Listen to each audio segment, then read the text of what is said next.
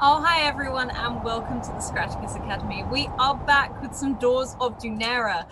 Before we hop around and say hello to all these lovely people here, please take a second to check out the links coming up in chat now. That includes our Discord. We have a channel just for Dunera if we want to hear your theories and what you think of it, basically. Also, YouTube, if you miss out on anything, you can head over there and catch up. We have playlists including all of the previous seasons as well. So if you want to real catch up, you can. Also, if you would like to be in a viewer game, you can head over to Twitter and DM Scrat, and we will get you on the list and get you in one of the viewer games. I run one of those games. Come play with me. Also, a huge thank you to our wonderful sponsors who we could not do this without in the form of Maychan Press. You can now buy their hardbacks I was about to say in books. I meant in shops. So go and check that out. Also, the wonderful Deck of Many with the Deck of Many Things, and Humblewood, which you can. Humblewood is one of our viewer campaigns, which you can see later on in the week. And last but certainly not least, also Hero Forge, that absolutely destroyed that Kickstarter in the best way. We are doing some more things with them very soon, which I'm super excited about. Please check out the content warning, which should be, that's just coming up now. And also last, a lot of people are using the internet at the moment, so please just bear with us. If anything goes down, we're doing the best we can. We'll get straight back up in case there's any blips. Otherwise, I think I've rambled enough. Let's hop around and say hello to everyone, and we'll start with the very lovely Jagon's Gold. Oh, hi. Oh, hi, I am Jay, or Jagon's Gold. I hope everyone is thriving on this early spring day. I will be playing Paula Packer, our dancer librarian, who is very far away from what she's comfortable with and far away from Karnan, but all is well. I mean, we just escaped from some scary monster things, so that's a good sign, hopefully.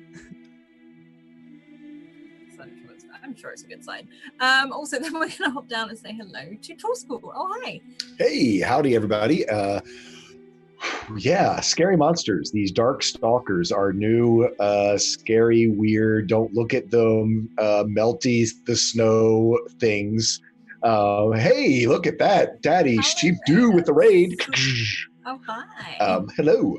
I will be playing this season Averitt Caldwell, who was the apprentice of Tolan Falk, who I played last season. Tolan is currently turning into sort of a shadow, he's sort of like in a shadow stasis right now type idea. Hopefully he stays in a shadow stasis and doesn't start running around and like preying on us. But I am playing his apprentice, who is just refound, has really inherited Tolan's magic and doesn't quite know how to use it yet. So he's a mess. He's just broken. Aww, poor Everett. And then we're going to hop over and say hi to the wonderful Mal. Oh, hi. Oh, hi, I'm Mal, and I'm playing from my parents again because life. I'm playing Reese. He's got a big wolf. She's more interesting than he is. I don't know. I never know what to say anymore. Let's just see what happens. And last but certainly not least, Sarah. Oh, hi. Hey everyone, so excited to be here hanging out with y'all tonight. I'm this on the internet, and here I'm playing this Florence Fetlock. She is, like everyone else, has a lot to process and chew on at the moment because we are in the midst of a lot of change for our characters.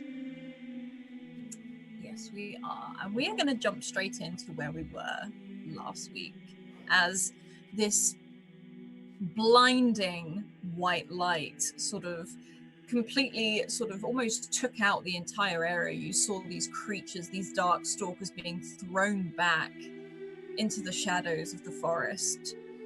And as you see that light start to fade, you can feel yourselves being pulled or dragged through the snow past these sort of blue flames that sit in these sort of pyres, as you're dragged towards this village or this settlement You can feel, some of you can feel multiple hands on you dragging. Some of you, if you're half staggering, you're just being helped. But you look around and you see this tiny little settlement. It's almost the opposite of Karnan in every single way. It's tiny. There's not many people about. There's so little flora around. The most you can see, thank you for those subs, the most you can see is the moss that rests on top of these huts that seems to be growing and catching, if there is any water, that's where it's coming from. And you can see children, adults, the elderly sort of watching, and it almost feels in slow motion after this flash. As you look up, you can see some kids inquisitively running alongside, people running to help. Some run forwards with blankets. Others just watch you out of curiosity. You get the feeling that it's not often people just appear here. And you are dragged through this village to, you sort of weave in between these huts until there's one large central one, almost like a big roundhouse. You can see the sort of wattle and daub mixed with the wood and the moss on top of the roof, and a huge chimney at the center. As you're all dragged into this central space where a huge fire pit is dug out to the center. And a regular fire, the crackling of those reds and oranges gives off warmth, where people sit around looking at all of you, and you feel blankets thrown over your shoulders. And not soon, sort of very soon afterwards, Olin walks in. What are you all doing here as you have, or what is running through your head as you've just been thrown into this place? My hype train. You're surrounded by people who are watching you. They sort of look at you curiously. They're all wearing heavy furs, probably dressed more like Reese and Rika than anyone else. And you see Olin walk in with his arm round this small woman, no higher than 5 foot. She's very dinky. And you can see her white hair, wrinkled face. She's in very heavy furs that just almost engulf her as he guides her in, and you can see that white light fading from her hands.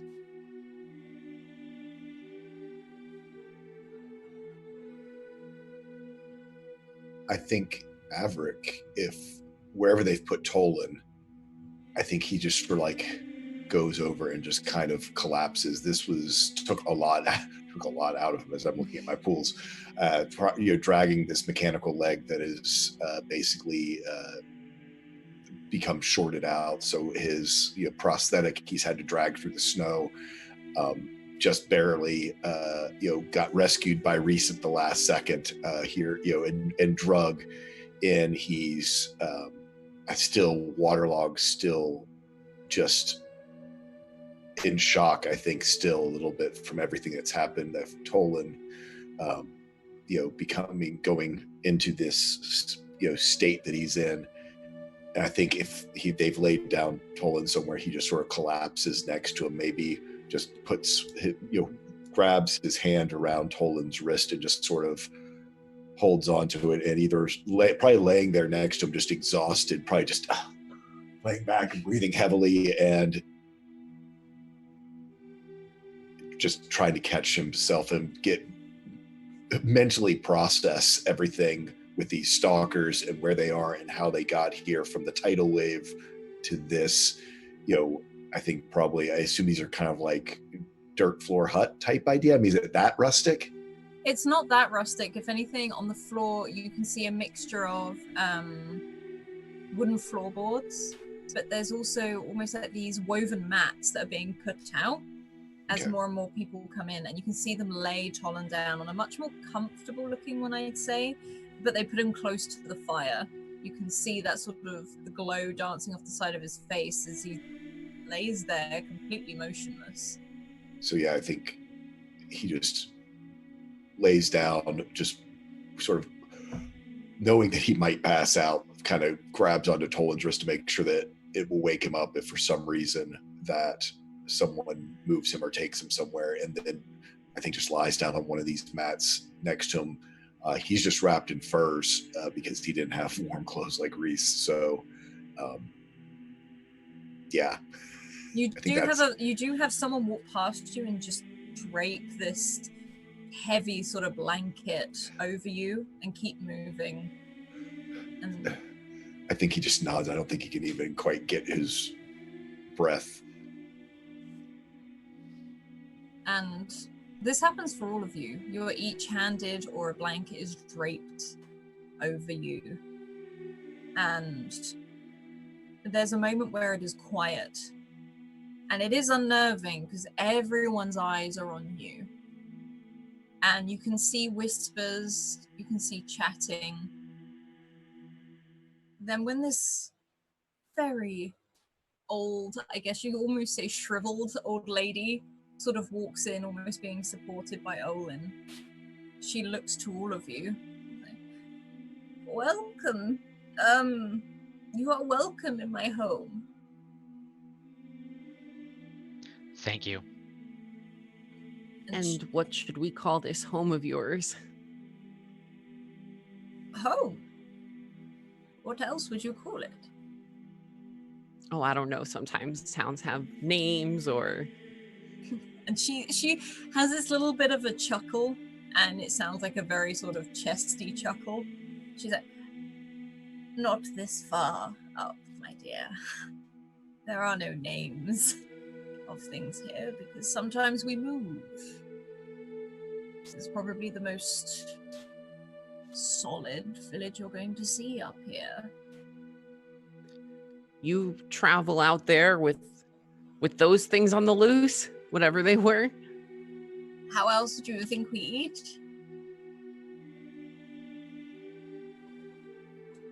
We have to send out hunting parties. We have to send out scouts and, things. Oh, okay. For a second there, I thought you were trying to imply you eat those things, and I don't know that they look the most edible. And she sort of wrinkles her face, and it's a very round face, when it's like the cheeks come up and it's very, very wrinkled. And she smiles at you. She said, I mean, you could try one if you like. I think I'll pass. And she nods. And looks from Reese and Polla briefly to Averick, and then looks back at you both and goes, your friend is afflicted.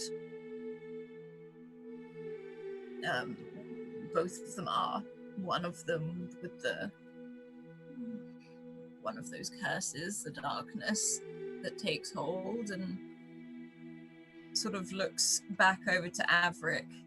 That leg doesn't look too well.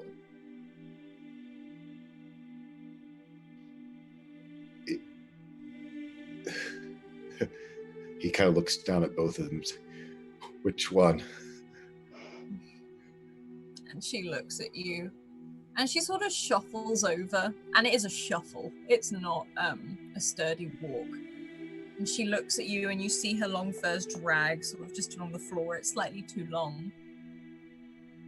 I have someone who can help you with that. They can fix it, mend it, at least maybe not to what it was, but to what it can be. So it's not an anchor. Would be helpful. And again, she smiles, and she's like, I will get Olin to take you over to our tinkerer, as we call her. It's okay, it won't hurt. She's very nice. I've had it long enough to not worry about what it feels like anymore. Yes. And she sort of looks at you, and you really feel her looking you up and down. I think you have. And, you. And she looks over to you, Florence. You're a special one. And I think Florence is clutching at that fur around her shoulders. It's the first thing that snapped her out of that panic of just running, but her heart's still beating out of her chest. I feel like I've been hearing that a lot lately, but you'd have to tell me more about what you mean by it. I'm so sorry. I can't think about anything that isn't those creatures. Are we safe here? Yes. And she smiles. And she walks over to you again, more of a shuffle, reaches out and takes your hand, like, off of your chest and holds it in these very small, wrinkled hands. You can see are very warm. You notice, like, these mittens hanging off of her sides. They can be very intimidating, especially when you first see them. They are lost. They are sad souls, so we try not to judge them too much.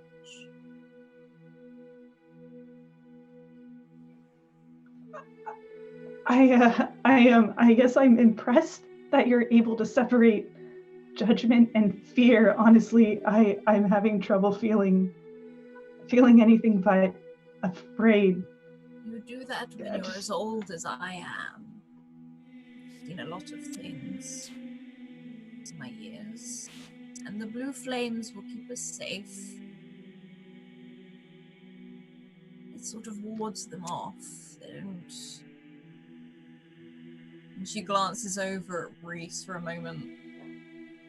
They don't like it. Anyway, food. Food is heartwarming and belly warming, so we should have some food. I'm not gonna say no to that, and as long as it's inside the ring of blue flames, I'll follow you anywhere. And there's that little, like, muffled chuckle again as you see a few people start setting about this huge fire pit. These spits are starting to be jammed across the side, these pots going over.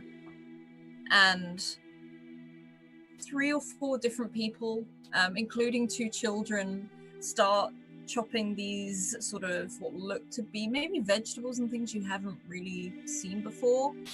And like some of this meat and all of these different bits and bobs, these dried meats, not fresh meat, and start to cook away. And this little old lady looks over to you, Averick. Is like, Olin, take him over to Taka. Before I go, you said Tolan. A motions down to Tolan. My friend was cursed with darkness. Have you seen this before? Is this something you know how to fix, or know what we can do, or to lift the curse? She puts her hands out a little bit.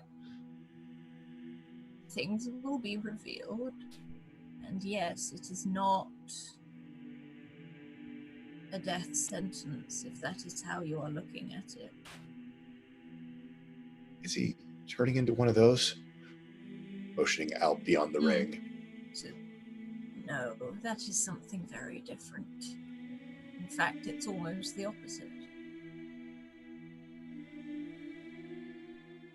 Now, and she walks over and holds out her little hand, and you can hear that clanking of what, for a moment, remind you of that one time Averick saw the Guardians.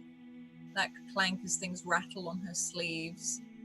You see little clay models and some shells, but these shells are black and purple, very dark in color.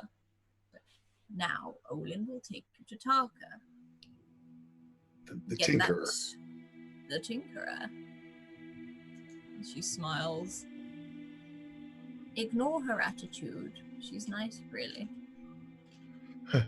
I'm familiar with strong personalities. You have to be a strong personality if you want to get anywhere. Yeah. Are you okay going alone, Averick? Well, You can go too. I don't mind. Just as long as you both put on something a bit warmer. I'm going to see what I can sort for you, but take the blankets first. thanks. Yeah, I could use a little help. I'm spent. Thanks, Paula. No problem. And Paula leans in a little bit towards Averick. You know, we don't know these people so well, so it might be best to have our guard up at least a little bit. Well, I don't know. I don't have a whole lot of options. If I can't get moving again, I'm going to cause all of y'all. And he just sort of trails off. No.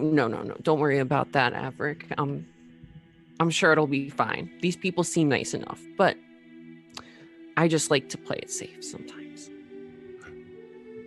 Thanks. I've got a lot on my mind. I'm not thinking strategically.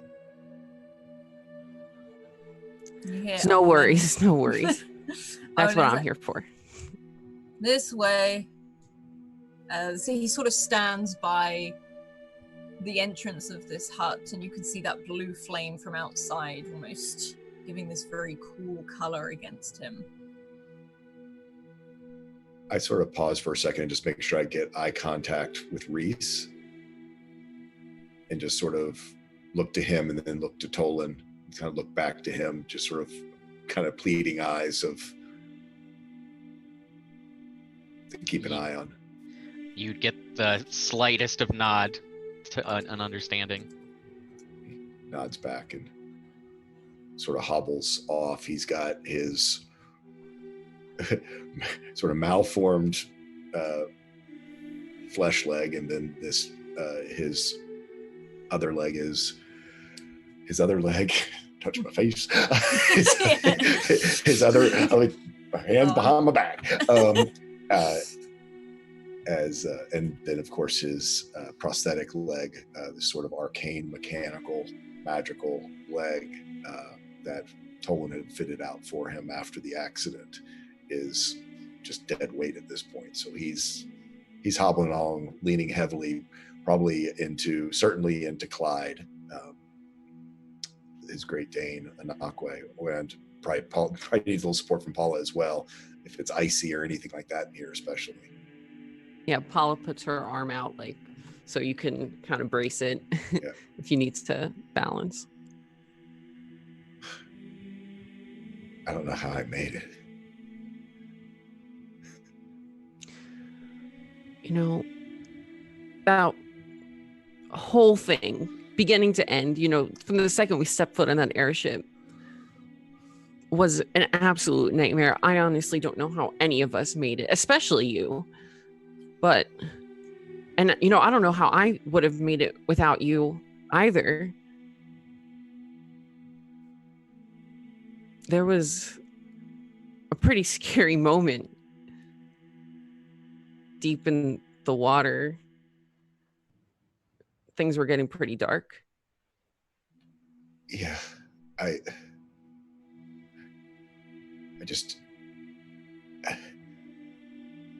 knew I needed to act, and my body reacted, but I don't know how to put it back.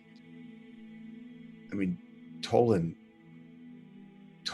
knew all this stuff. Y'all didn't know him when he was younger, but he was smart and he studied all the time. He knew so much anatomy and,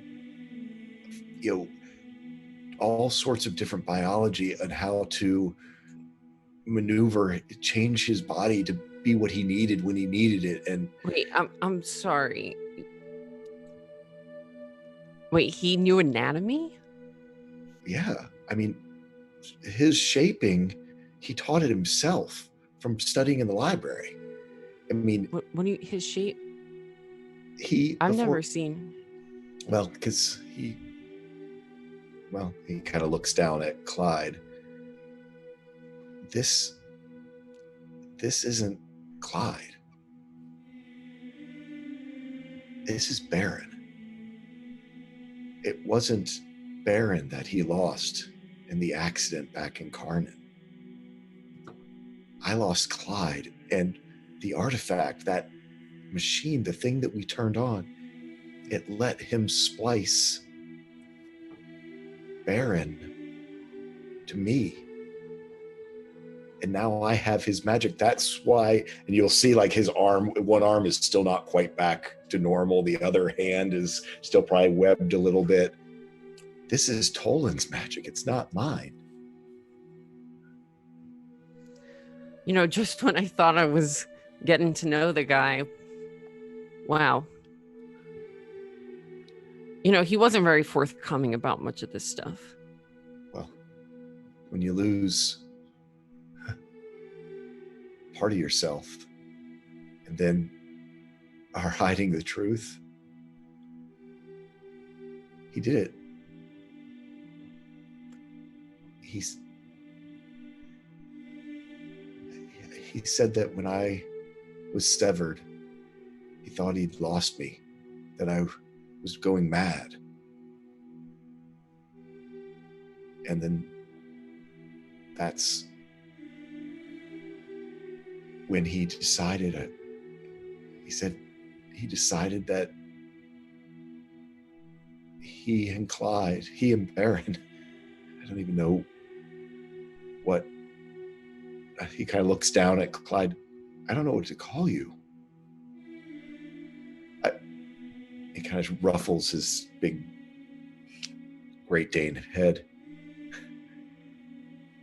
I know you're Baron, but I kind of need you to be Clyde right now. And kind of looks into his eyes for some type of sort of affirmation that is. It's almost like a longing look back. Like, when the eyes just get that little bit wider, and he sits himself down. And there's that awkward paw that looks like it's searching for something, but just lands on your foot, on the metal foot. Mm-hmm. And there's no whine, there's no bark, but it's just in the eyes. You can see it. And it's strangely comforting, as if words have been said to you. He just looks. Like my leg. You're a part of me now. So I guess Clyde it is. He sort of ruffles his head for a moment. Watching this interaction, Paula, she kind of tenses up a little bit in her shoulders.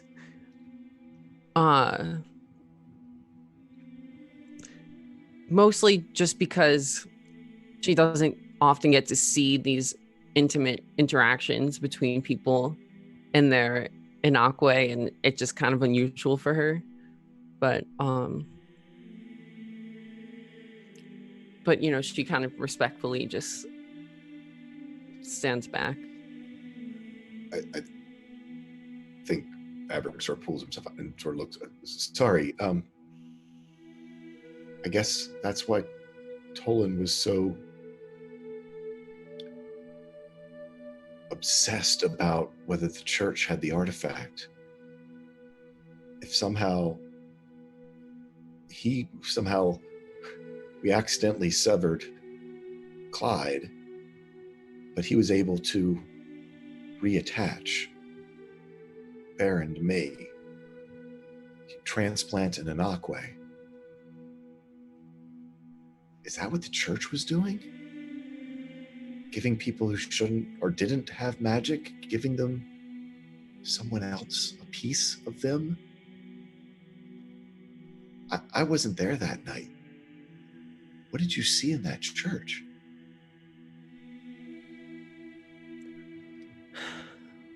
There were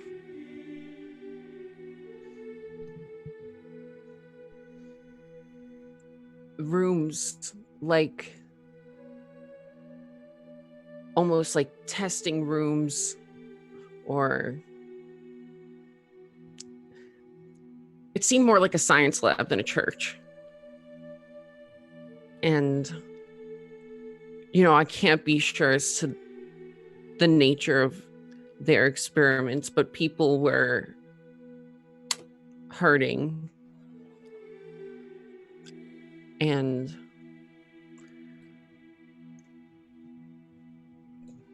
they definitely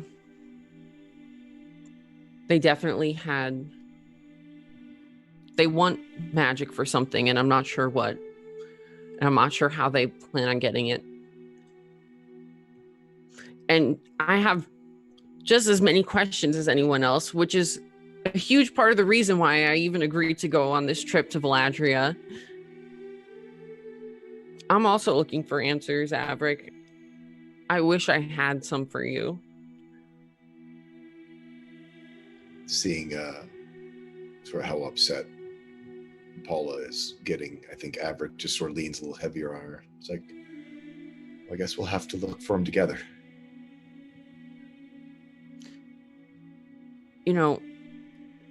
On the topic of looking, Paula will reach into her pocket and pull out the compass. I know Talon had one of these. I still don't really know what they're for. But if you want, you can hold on to mine for a little while. It's kind of weighing down my jacket. He kind of looks down at it and folds her fingers back over and goes, that went to you for... Didn't even check his pockets. If Tolan had one, it's that important. I doubt he lost it. Everything happened so fast. That jacket of his, it could easily still be in it somewhere. I don't think I've ever seen Talon without a jacket. It's rare. Even back in his younger days. Then it was a little cooler. It was leather. Mm-hmm. He was actually kind of a neat guy back then. Oh, I'm sure he was, Averick. And she kind of like pats his hand. No, really. He was a good teacher. He had the best stories.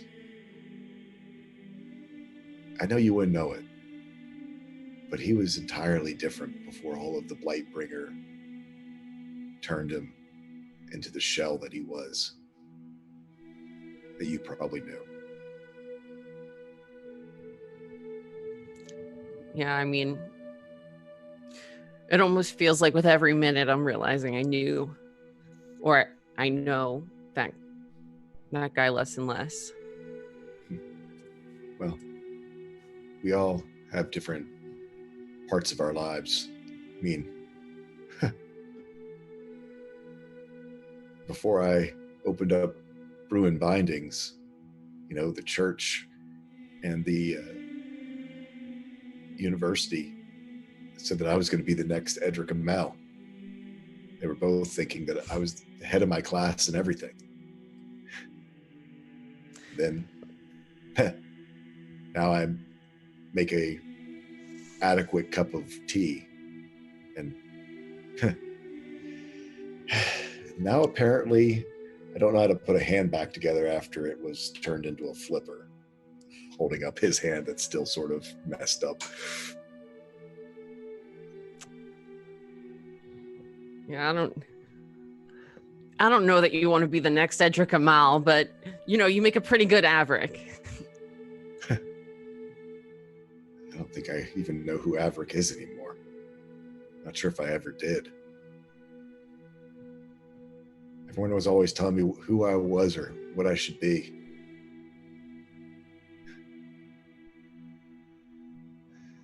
He kind of shakes his. Oh, I should get this leg looked at. Oh yeah, and it's really cold, so. And Yeah. Paula will just kind of pull herself together after almost zoning out a little bit. Like that conversation was very trance-like for her, very surreal. And you do see Olin stood by the door waiting very patiently, and there's now like a huge moose sort of head like peering in, where you can see his Anarquay just sort of blinking, almost as if it was having that impatience that you're pretty sure Olin has, but is not showing. And you can throw those blankets around you and start heading outside. And I'm going to roll twice, first of all, because we have hit 20 retweets, which means 2 trinkets. So I'm going to roll, which means 1 for Florence and 1 for Afro.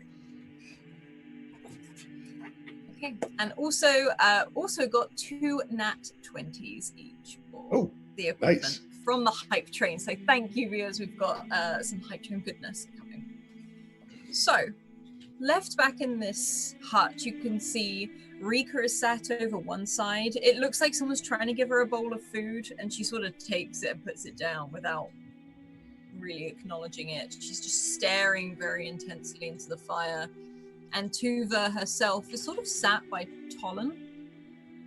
Again, just looking into the flames, huddling up. You can see her with Brenna tucked into her jacket and this dragon's head poking its head out, looking around. And you notice people are looking at her and watching her as this happens. There looks to be an eager child to the other side who is sort of umming and ahhing whether to go over and interact with her. But what is Florence or Reese doing? I think Florence has followed into this hut and she's close to Rika. Still, I think she stayed close to her ever since they really stumbled into this town. And she inches a little bit closer. She has her own bowl of food in one hand, and she'll go and grab the bowl Rika has put aside and lift it back up to her. You have to eat. And she looks over at you and looks down at the food. I'm not hungry. Yet. One? Are you sure? I know I don't feel hungry, but it's been a while since we last had a good meal, and honestly, there are a few things eating hasn't been able to take my mind off of. You could use it after what happened in the forest. And she pushes it towards you. Are you saying you want this? I need you to refuse it at least one more time before I feel comfortable taking it. And you feel like someone does see this interaction and walks over, looks very confused and hands you a bowl. And then walks away, leaving this awkward conversation. And Rika looks at your hands now full. Are you saying it would make you feel better if I eat this? You don't have to, but yeah, it would. She sort of turns around, faces the fire again, dips this sort of wooden carved spoon in and starts eating it. No reaction on her face at all. You wouldn't know if it was tasty or not. So I guess Florence is now double fisting bowls of soup and is just kind of like enjoying going back from one to the other, sort of slurping. And then she looks, I think, across to Reese. How are you holding up? I think Reese has been like he's paying attention to everything, but he's been for lack of a better term, kind of doting on oh wow, I just had a huge Tuva, yeah, I had a huge everything just ran away from my brain all of a sudden. Yeah, he's been like and because Astrid's probably laid down in the hut too, and Astrid's big enough where I imagine she's stretched out, and so Reese like had Tuva against her, and then he's against her, and then they're all covered in blankets. And when Florence gets his attention, I'm tired. I am so tired. We slept for how long? And I feel like I could sleep for twice as long.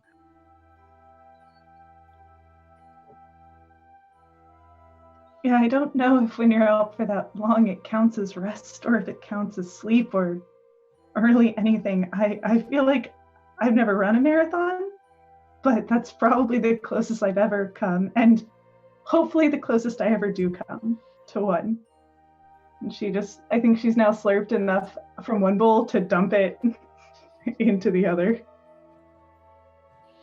And there's like thick, like chunky bread in this as well, which is definitely half of it is soaked into this almost gravy-like stew. But almost as soon as you finish eating it, you see this bowl is almost taken away from you.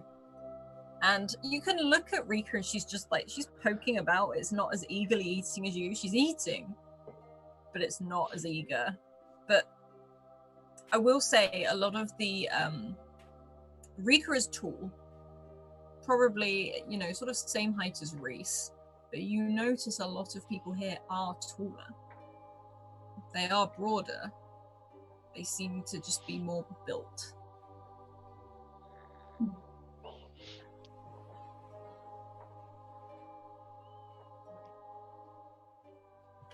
And Rika does turn and look at you. So, haven't really spoken properly about it. You can... She taps just the temple where her eyes are. You can too. Yeah, no, I've been wanting to ask you about that.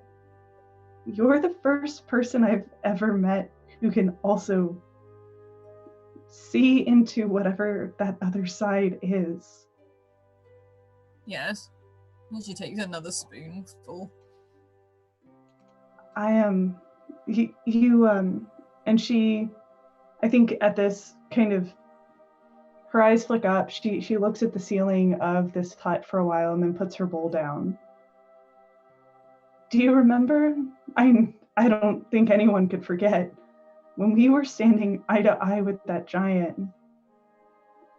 It looked at me, but I felt like it was looking not at me, but inside of me. And when its eyes flashed gold, I know yours did too.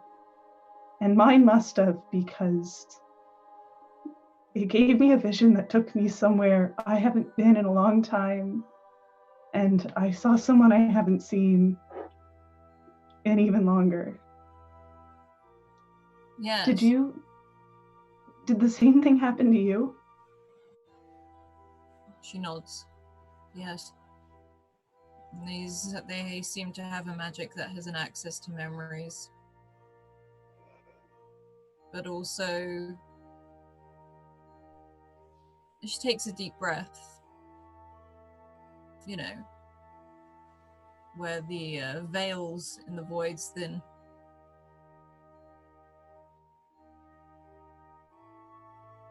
I saw my brother.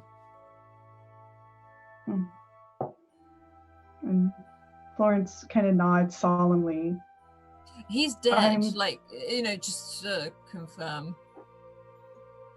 I know, I'm sorry for that loss. I think I might be the only person who would know what that means. Yeah, the person I saw is long since passed. You're more sensitive to it because of your ability. It's something sometimes you learn the hard way. Yeah. Yeah, no, that can definitely be said in my case. Sometimes where veils are thin, you're going to see more things. From the seams of it, whatever that creature was, their magic thinned the veil. That's why you were able to see it. It almost felt like that thing ripped it in half. I don't know if it was because there were so many deaths happening around us, or because of its magic, or some mix of all of those things together, but I've never felt that way before, and it was so unsettling. I don't know if I want to again. And there's another long pause, and you see her scrape the last of that bowl and set it down.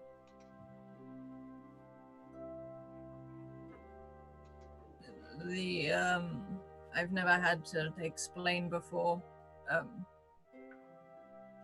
Sometimes there can be tears in the veils where they're thin, or they can be damaged, like a scar. Sometimes they heal up, sometimes they don't.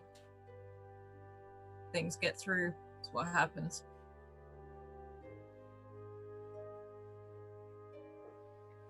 It sounds like this is something you've... sorry? Have you ever been this far north before? Actually. Never. She sort of looks around for a moment and squints. I've only been this far north once. I think. I can taste it in the air, it's different. It's thinner up here.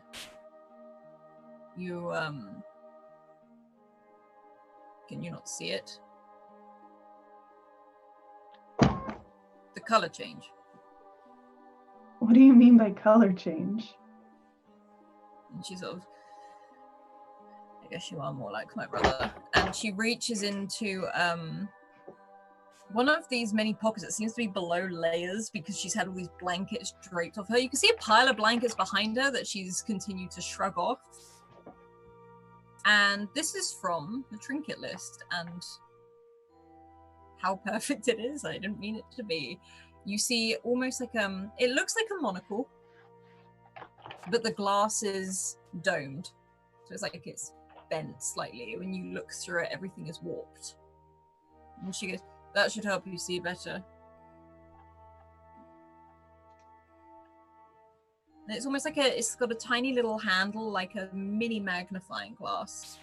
As you hold it up, there's a flash almost of memory where you remember that sort of oil slick in the sky, as everything you look through has this sort of rainbow-esque color around it, and you can see it moving as people move. You see it bending as people go about their daily business.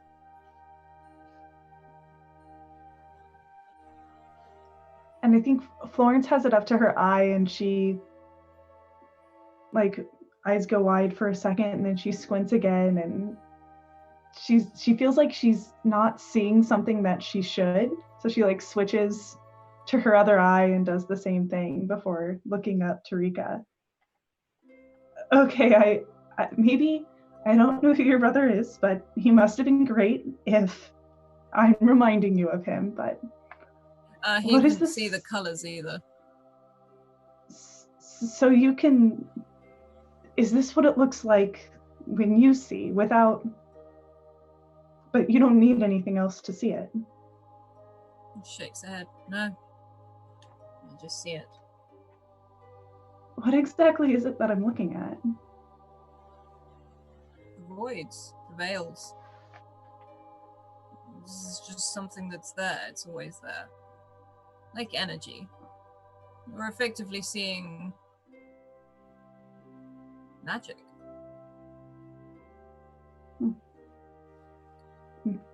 Florence considers that for a little bit, and then she, I think, thinks back to the color she's always associated with herself and with being able to peer perhaps into one specific veil as that bright gold. And now she associates it more strongly with that after seeing the giant and seeing Rika as well. And she puts the monocle back up to her eye and I think is going to try to re-look at that field of vision, but she's specifically looking for that color she knows so well. Okay, roll an intellect check or perception if you have perception.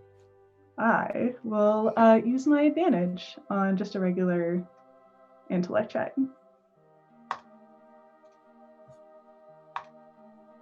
There you go. You look through and it's almost a moment that you feel like your eyes focus. Like you're focusing on something. Like you're focusing on something and that gold shimmer seems to pass. And over on the other side of this huge, almost like roundhouse you're in, you can see two children playing and a young woman with them.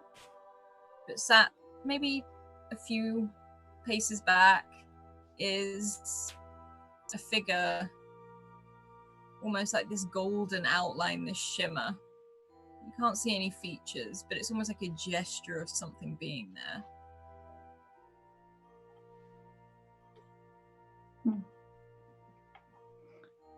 And I think Florence spends some time looking over that figure and then back to Rika. Have you ever seen, I don't know how to describe it except as a person made out of one of these veils before? She pauses. I don't like understand. Not like Made? it's not in the same way I see what I've always thought are spirits or ghosts. It's like a physical manifestation of one of these lights. And she pauses. I see people who attract more of the color you see than others.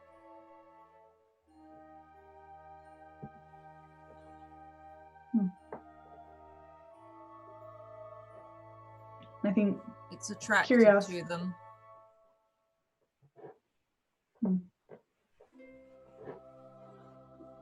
I think I only need her finger up a moment.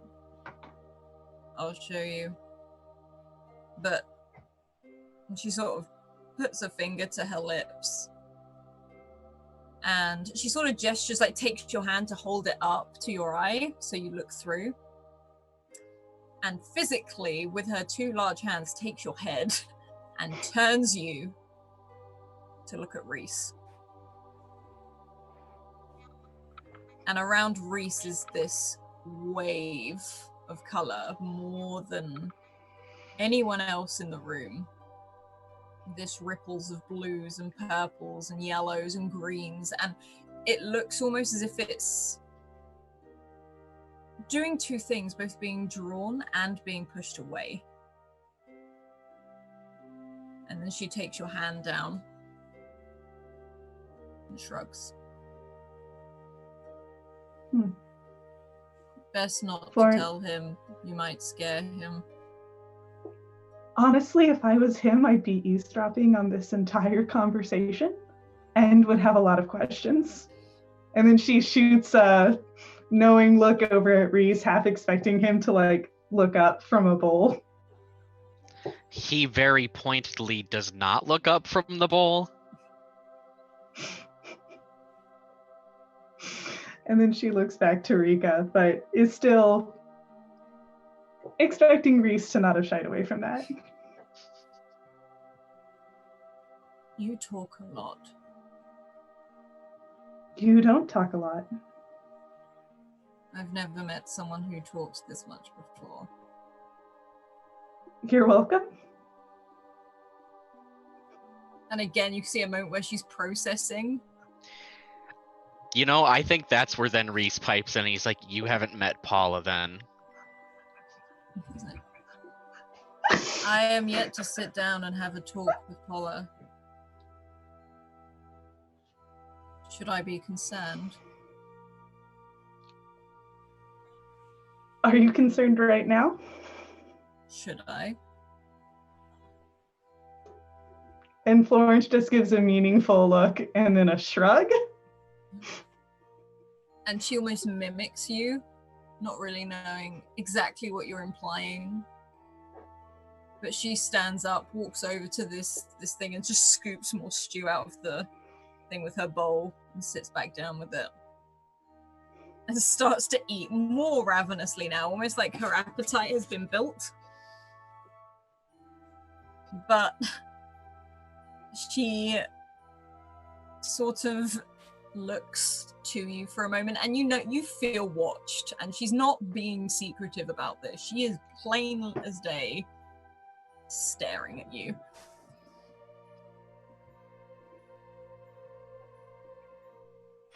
Florence seems comfortable enough with it at the very least. Rika's gaze is familiar, or at least more familiar than that of all of these other people who they found themselves with, who are also kind of curious and, you know, for good reason.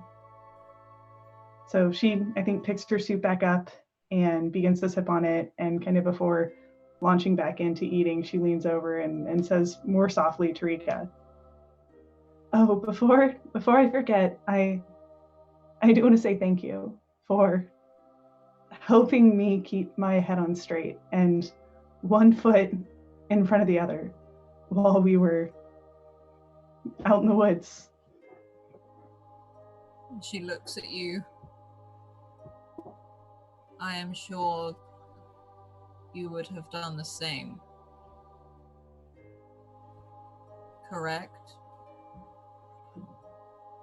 I'd do all I could. She nods. And again, like, still watching you, raises the bowl up and starts, like, sipping out of it, but not taking her eyes off of you. And Reese, you sort of sit over there. Whether you hear it or not, I'll leave that up to you. But that little old lady comes shuffling over, and she stands awkwardly just in front of you and smiles. She's got very red cheeks, but they wrinkled so much. And her eyes are sort of wrinkling all the way up here as well with the crow's feet. And she looks at you. You are a Northman. Yep. Yet you seem to feel out of place. It's been a long time since I've had a place, so everywhere is out of place. Do you feel out of place in yourself?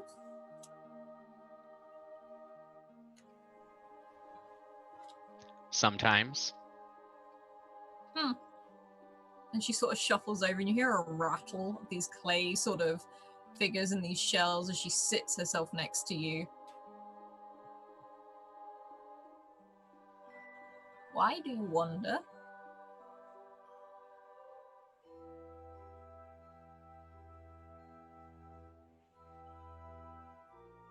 I'm not sure I know anymore. It'd be good to find out. And as I said, you are welcome in my home for as long as possible, as much as it takes your friends to heal. And she looks over at Tuva. If you need any extra food for, we'll say the little one, I can get it for you. Is this your child? No, she's a friend of... It's complicated. That's fair enough. You don't have to tell an old woman your life story. And she smiles. I was admiring the amount of fire you have, though. It's been a long time since I've seen it, let alone that much. You don't mean that one, do you? And she points over to the center flame. She's like, you mean the blue flame? Yes. And she sort of pauses. You've come into contact with it before, then? I think he sets his bowl down and he shrugs off some of the blanket and he like fishes around and pulls out this long leather cord with this gem on it. It looks like an opal, except it's dark, but there's something inside it. And it goes, telling, and reaches in herself and pulls out this almost matching stone. It's very roughly cut. The swirls of all these different colors of this opal with what looks like flames dancing about on the inside. Now, you might have a night opal, but do you know how to use it? It's not a skill I possess. Why do you have it? A friend gave it to me a long time ago. Oh, well, that's interesting that he gave it to you and you don't know how to use it. I know what it does, I can't make it do that. And she nods, and she holds it like just set out in her hand, and it's on a much longer cord than yours. And she just lets out a breath very slowly, and you see that blue fire like ignite like tinder just in the palm of her hand. It's a very special thing, a night opal. Very rare. And your friend must have been important to have either been gifted one or found one. And she closes her hand again and the fire disappears and she tucks it back into her many layers.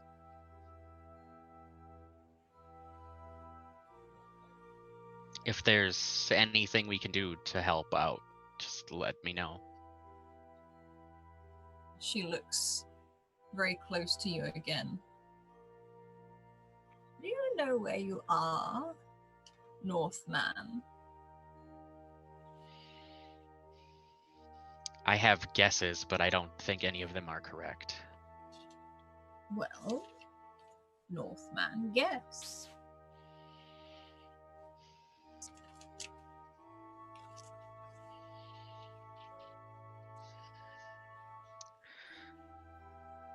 Sarah, where's the map? Hang on, give me a second.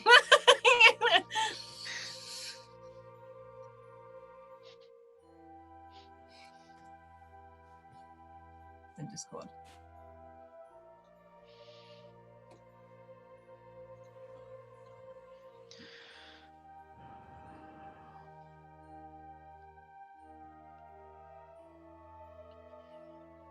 And she pauses and gets a hot drink and sips it.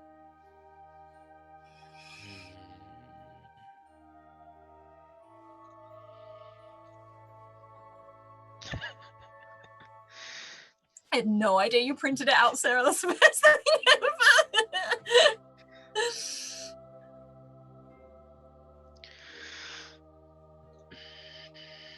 I suppose by the end of the day, all north looks like the north.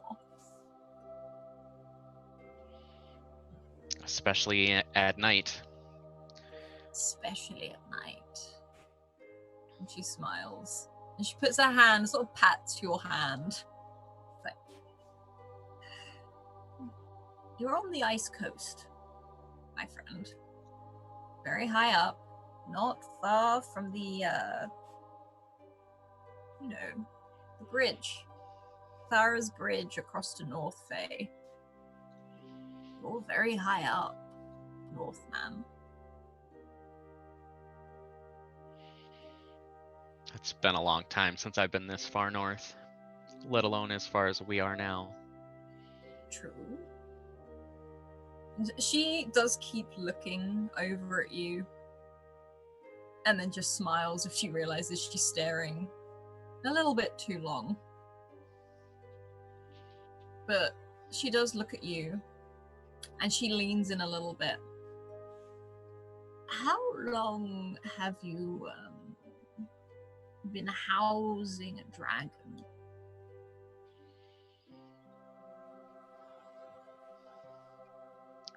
3 weeks, maybe. Just an old lady curious. 3 weeks, maybe. Eats a lot, doesn't it? From what I've seen, yes. And she sort of like that little murmur. Said, well, I'll leave you to it. And she sort of shuffles up, gives Tuva a bit of a ruffle on the top of the head. What did you say your name was? Reese Blackash. Reese Blackash. Well, Reese Blackash, I am Maruk. It is good to meet you. Likewise. And she smiles again and does like a small nod of her head. And at that point, you see she tilts her head, her white hair moves aside. You see a tiny little white field mouse sort of looking a narc way perched just in the nook of her neck. And she smiles and starts walking over. You see some children sort of head her way, which she's gonna laugh gleefully at. But otherwise she does leave you be there. And Tuva looks up to you and is like, she seems really strange. Nice, but real strange. But then I think everyone's a bit strange around here and back in Karnan and well, everywhere really. That's a good observation. I'm good at observations. I think he kind of leans and he's like, did you observe that child looks like they want to talk to you? Where? and she sort of You looks. Am I allowed to go talk to them? Or is it a whole not talking to strangers kind of thing? You know, we don't really know anyone here. I heard Polar on the way out. So I was observing Polar. I think as long as you're cautious, it's okay to talk to people. Like, tell them no secrets. Like, tell them no secrets. Okay. I won't tell them no secrets. And she sort of stands up. You see like the blanket fall off her for a moment. She realizes how cold it is and she immediately wraps herself back in it, Brenna attached to her back, and you watch her drag this very large blanket across the this round hut, and you just hear, Hi, I'm Tuva. and like a hand goes out and this small boy looks mildly terrified, but after a while puts his hand out and shakes it.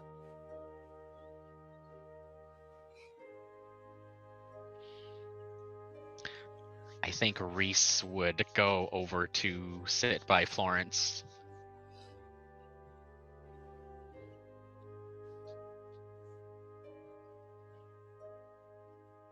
And you sit there for a while, and this fire is very cozy. It is very warm. And it's got that very homely sort of feel to it. And Rika soon puts her bowl down, and where she is just lays back. And soon you can hear snoring. And we're going to hop back over to Averick and Polla. And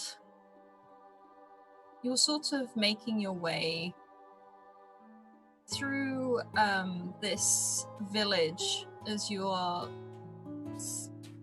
sort of looking around, you can see chimney pots that are sort of bellowing smoke up into the air from all of these little huts as Olin walks you through this village. And this moose sort of plodding along next to him, and there's this hut that you can hear what I will call chaos in. It sounds like a lot of clanking, a lot of all over the place. There's a lot of things either being thrown or dropped. You can hear some cursing. You also can see this light, these bright lights coming from the windows, from the doorways. And Olin looks to you and gestures. Oh, I know what that means. He sort of looks at Paula and goes, yeah, we might want to wait our turn, even though it might just be, he looks to Olin, Tarka is her name? And Olin's like, their name? That is her name. Yeah. The cursing is the clue. He sort of leans over and whispers to Paula. It's like a tanker thing. Oh, it's like a Tolan thing. It just, they get in their space. But he goes up and at first thinks about knocking, and then is like, again, just sort of thinking, knowing, tests to see if the door is unlocked. The door is it's definitely unlocked. You can see like a big gap where like some light is sort of coming out, this very orangey light. You can feel the heat coming from here. But yeah. He kind of looks to Paula again and goes, get ready to jump just in case she throws something at us. Oh, I'm ready. And Paula braces herself. And he just sort of slowly opens the door, kind of looking, surveying of whether there's either going to be flying tools, flying debris, or imminent explosions as he sort of peeks in full don't disturb the inventor, the tinkerer mode. Could you both roll a speed check knew for it. me, please? It's like Averick's been there, he knows. Can I have an asset because he's had to deal with Tolan before? Yeah, why not? Can I use speed defense? Mm-hmm. Oh, we can do speed defense. Great, perfect. I've got speed defense as well. And I'll spend an effort. That's a 13 for me. Okay.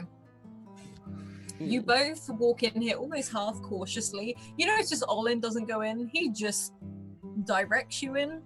And as you do, there is a crash as a bowl shatters to the right of your head, Averick. And Paula, as you you see this bizarre metal instrument that looks like it's had other things jammed into it. You just move out of the way just in time as it hits the side wall. And you can see a figure bent over of this huge, just throwing things out. This huge sort of lolling bear in Arquay tips its head over towards you as it sort of looks in your direction. It looks pretty chill, actually, especially compared to the person that is currently throwing things. But every wall in this place is covered in some form of gadget, trinket. The floor is a mess. And Paula, you get this weird, almost like correlation as you also walk through and have to dodge as it's like the walls ran out of space, so they've tied things to the ceiling. It reminds you of the wind chimes when you first went in to see the seers, but this is tools on the ends. You can see some bizarre sort of glass orbs of the swirling magic on the inside, maybe used as a light, but they're all over the place. Everything is at different heights, and particularly for Averick, you'll have to move between, like you have to part them to move through these things, and it's just crash, clang, everything as some of them get tangled up in the things, and one of the bulbs comes crashing down, and you see the swirl of magic just sort of dissipate out the window as if it was smoke.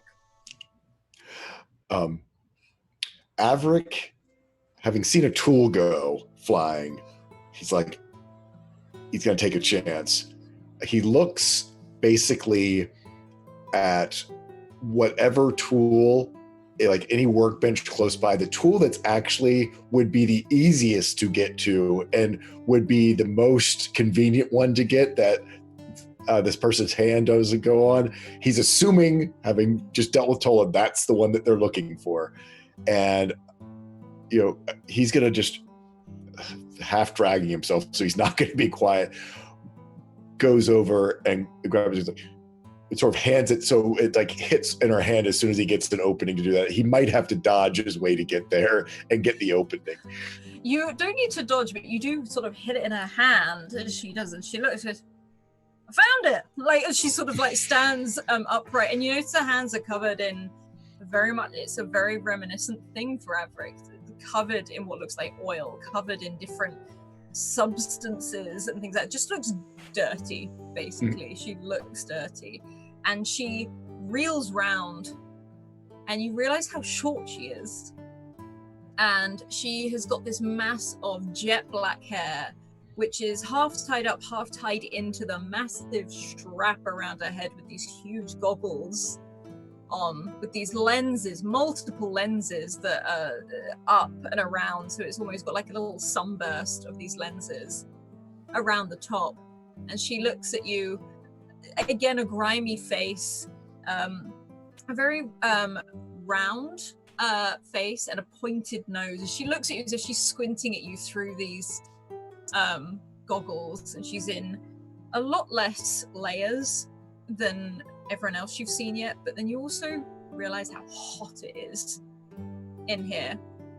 And she looks at the tool in her hand and looks at both of you, and then looks over at this bear that is just making a bizarre sort of moaning noise in the corner as it sort of like gives a growl of frustration. He's like, I told you I would find it, as she sort of like waves it at him, and he sort of rolls over to the side and lays down by what looks to be a hearth, but again, there's a blue flame in this, there's not an orange one. And she turns around, pulls this huge sort of set of goggles, pushing all her hair back out of her face, and you can see those perfectly clean marks around her face where the goggles have been. She puts her hand on her waist, and you realize how young she is. She's like, what can I do for you? Well, you could do with being a little more careful. You almost injured my already injured friend over here. You see Averick just wince. She walks. You're on your own, Paula. She walks up to Paula, and Paula, she stops like here on you. And she's like, look, you should have known the risks when you walked into my workshop. If you want my help, I'll help you. If you don't, I won't help you. I just ask that you be a little bit more careful. I am especially careful. Around the injured. You should just sit there. He sort of looks at you. It's like, I am careful. I was a lot worse than this, you know. Sounds like a nightmare. Does it? And she's sort of like, her eyes get slightly wider. Averick's just like, I've got a mechanical leg. You might not have seen something like it before. I need some help. And that head sort of whips round. He like literally rips his pant leg open to show the leg, just to try to do anything to distract the two of them. And she looks over at Averick and then walks over and drags this chair just noisily through the stuff on the floor, puts it down and goes, sit down, I'll have a look at it. He sits down, does as he's told. And she looks over at Paula, like, do you want tea or something? I'll help myself. And Paula makes her way towards whatever she can perceive as a kitchen. You walk over to this stove that doesn't look like a stove. Something you could... In fact, no, you need to roll an intellect. What is a kettle on here? Oh my gosh. Identifying. Can I use identify? I use identify. You need to know what a kettle is. Average just doing that. But, ooh. On a 2, you look at about 4 or 5 things. And one of them you're pretty sure was once a kettle, maybe isn't now. And then you can see other things that sort of things jam together that, you know, whatever. And she waits. She sits there and watches you go over and shift through all of the pots. She goes, I can make the tea. Maybe we can chat and find out a bit more about each other then. Oh, it's fine. It's not like I've never made tea before. Oh, no. And Paula Oh, starts no. like faking it till she makes it. Averick is like over there trying to like be like, it's trying to point to hurt the one, but I don't know if 11 is going to be able to convey across the room. And Paula's kind of like glancing over at Averick, like, yeah. You're both like gesturing, and she walks over to you, Paula, and she's about that far away from you, and she reaches up to one of the cords and pulls down this almost cast iron full, just like orb. She's like, this one. Thanks. You know, I mean, you should probably label this better. You know, maybe just get a system going. I mean, I don't normally get a load of visitors. It's like People behind. don't normally use my kettle. She sort of looks over at you. Well, I'll just take this and make some tea. You know, Paula really has no idea what to do. And she's smiling, but she walks. She wants to just leave Paula to it. I think she wants to see what Paula is going to make. But she'll walk over and sort of squat down by Averick, and immediately just Averick immediately like leg. looks like he wasn't doing anything, Yeah. and since they're very like just sitting here, you know, like making sure that she has access to his leg. And she's looking over here and there. She's like, so, what the hell did you do with it? Well, there was this giant, and then there was like, I think it's overloaded. We made this using an artifact 8 years ago, and it's... I can tell. What is this? And she starts picking just bits up that are sort of off, and is like, well... But Tolan, who I was apprenticed to, he was always interested in human augments to people who had lost limbs or who needed prosthetics. But, you know, there was nothing really, especially for folks who didn't have magic, there wasn't a way for them to use them effectively. They were very, very basic. I mean, next best thing to a peg leg with a hinge in it. And we had found this artifact. And I don't know if they've got them up here, but down south near the old ruins, there's always wild and Inakwe, ones that have been, that whoever they were connected to had died, but can't seem to find their way back. And so me and Tolan, we went following rumors that there was an artifact that we might be able to find, that you could bind an Inakwe to a artificial limb so that even people without magic, it'd be like them having a real limb again. And this was the first one. You hear the clicks down of like these lenses, almost like a magnifying lens, and then before she does, she sort of looks back up. She's like, you talk a lot, don't you? Only when I'm nervous. I can tell. And she has like this smile on her face. My mum talks a lot when she's nervous as well.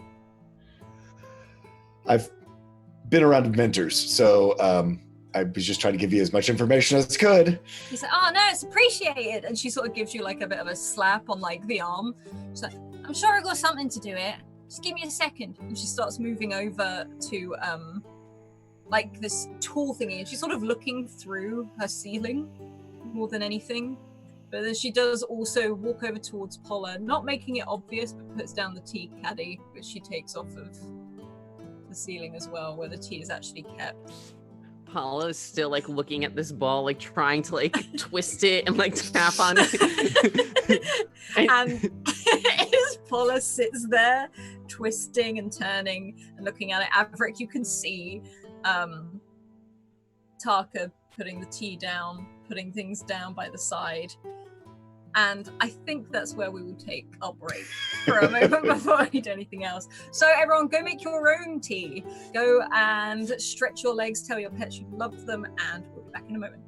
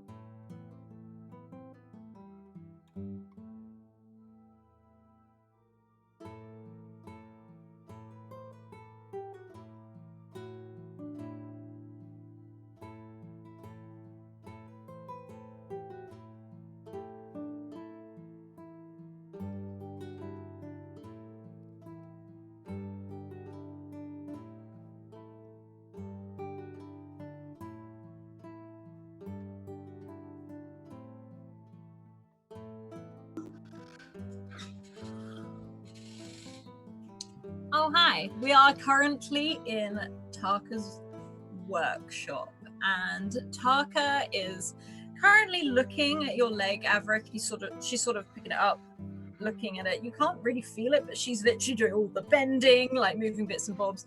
You see her going, picking things off the wall and laying them up against this, sort of like outside of your legs. Like, I mean, I think this is the same thing. Hang on. As she like pushing and pulling on it, he kind of as attached to me. Yeah. Yes, sorry. Not that, yeah. My personal skills aren't great, okay? But they always tell me I'm the brightest of my age. You too. Uh-huh. Well, the big thing, I mean, Tolan always did all the mechanical stuff. I did the magical side. I think we're going to need both of it. Here, do you have like just some tools? I need like to be able to get, see this fastener here. He sort of shows her, it looks kind of like an Allen wrench or something. Yeah, sure. And she sort of bangs on the floor, and you see one of the floorboards sort of loosen, and she picks it up, and there's more tools underneath. These all look very much homemade to an extent, but she starts handing you stuff. She's like, look, I can do all the mechanical stuff, and I can do the welding, but I ain't so good on the whatever it is you're talking about. Well, here, let me get this. He sort of takes a plate off of his thigh, and you can see sort of now the guts of the inside of the leg, and sort of where it butts up into, where his flesh leg is now that's sort of uncovered. If you've got like tubing like this, he sort of points at some really fine tubing. Do you have a way to make bend tubing like that? You can see these are all crushed, and they're helped carry some of the magic through. Yeah, of course I have. I know a guy, and he gave me some stuff. And she sort of pulls, like, again, this floorboard goes out further, and she reaches underneath and starts dragging stuff out. And this box comes out, and she opens it. And she's like, see, anything you want. I mean, some of it's all a bit, you're not going to have a choice of colour, or it's, that. Well, I wouldn't use that one, it's got a hole in it. In fact, we should get rid of that. Gonna get rid of that. And she sort of holds, like, this wire out to this bear. And I think they really start getting into it then, sort of collaborating. And he's like, well, we see this one here. I need something that bends like this and goes around the corner there at the knee, and sort of hands, takes it out and sort of hands it. Can you get the kink out of that? Oh, yeah. As you see her reach down for like this mallet. And you might want to bite onto something. And he just sort of looks down and kind of looks over. Paula, tea? Paula's just been kind of like sipping her tea and watching in awe. It's like, and almost kind of like fear too, because this is really weird. Like, this kind of like high tech, limbs and stuff. You don't see everything, Karnan. So maybe I can let me take this out, and do you have like a little anvil or something somewhere so you're not banging right on my leg? Well, yeah, I was going to take it off first. Well, okay. You're right. Averick's like, I wanted to double check. And then I think they probably get back into it. Yeah, he's like, look, I get it all the time, okay? I know I'm young, but I know what I'm doing, all right? Okay. Yeah, I've got it a lot too. But yeah. You do seem real smart though. How old are you? I'm just 26. Just 26? You're an oldie. I'm 13. You just see his face. Excuse yourself. You see his face just get that really awkward. 13. Great. Yeah. Aren't you something? And he starts really taking it's like I will say though that like Averick can look around, and what she is making is of high level. Like, you're sort of thinking someone who should have been studying at the academy for years is making this level of stuff, but her disposition is nerve-wracking. He sort of points to some of like, when he sees some of the like finer deals, like, that level of detail we need, we're gonna to get, I need this on a helical curve on that one there, on that conductor. as he hands him one that like basically is just a mauled thing. Yeah, I need this to look like that. That's the wrong one. And she just sort of launches it off and goes to pick up another one. Is like, we're going to put this one in. And he kind of looks at it and like at first was just about to just be like, just specifically goes, oh, yeah, that'll work. And right? Yeah. Okay, I need to get a current from this part here down there to like where the calf is. What do you got? And she sort of walks over to her wall and she starts picking lots of things off. And she's like, "You can have a pick, really." The blue one. You want the blue one? Yeah. I would have gone for the blue one. She sort of walks over and sort of hands it over. I will say, because we had one more trinket for Averick, she looks over at you. She's like, "Look, you're going to be no help to me at all if you keep doing it like that." And she walks over to the side and picks up another pair of these goggles and hands them to Averick. She's like, "Put them on so you can actually see what you're doing." Oh, okay. And he puts them on. Right, and these are uncomfortable. This is like a leather belt tied around the back of your head. This is an ugly thing. And you both start working away. And Paula, you do see this as they sit there and intricately work on this leg, which you can see almost look better than before. And I will say, Averick, you can see part of it. You see that that Taka has fixed something all the way down the back that you can see when she flicks it, it glows slightly. And she sort of smiles and looks up and looks over at Paula. "Hi, Viz." Well, it does look very nice. I guess we'll see how well it works in a moment. I look at Dark and I go, "Love it. Does it have a stealth mode? Because I'm figuring I don't want." You press the button. He clicks it. Ooh. On, off. Like an on and off button, like most stuff. He sort of clicks it like a little king clicking with a new. Dude. You're going to break it if you keep doing it, though. Okay, you sound just like Tolan. And she sort of rolls her head from side to side, looks at Paula and goes, "What do you do?" I am the librarian at the Karnan University of Magic. Where's that? In Karnan? It's in the name, Karnan University. It's a very prestigious school. I ain't ever heard of it, but to be fair, if you're working at a university, it's got to be pretty damn good. I mean, I'm biased, but of course I'm very proud of the work that I do. Well, you should be. Knowledge and stuff, it's a powerful thing. Does the school around here have a decent library? I ain't never gone to school. Don't do school around here. Learn on the go, as Olin says. We all teach each other stuff. It's handed down. I think there was a school once. It didn't work very well, with all those things out there. Yes, well, everyone has different learning methods that work for them. So I'm glad that you found something that works for you. It does work for me. Plus, I'm the only one who can really do it, so I need to teach someone else soon. Before I get too old. Right. You're looking for an apprentice at age 13. Well, yeah. Start them early.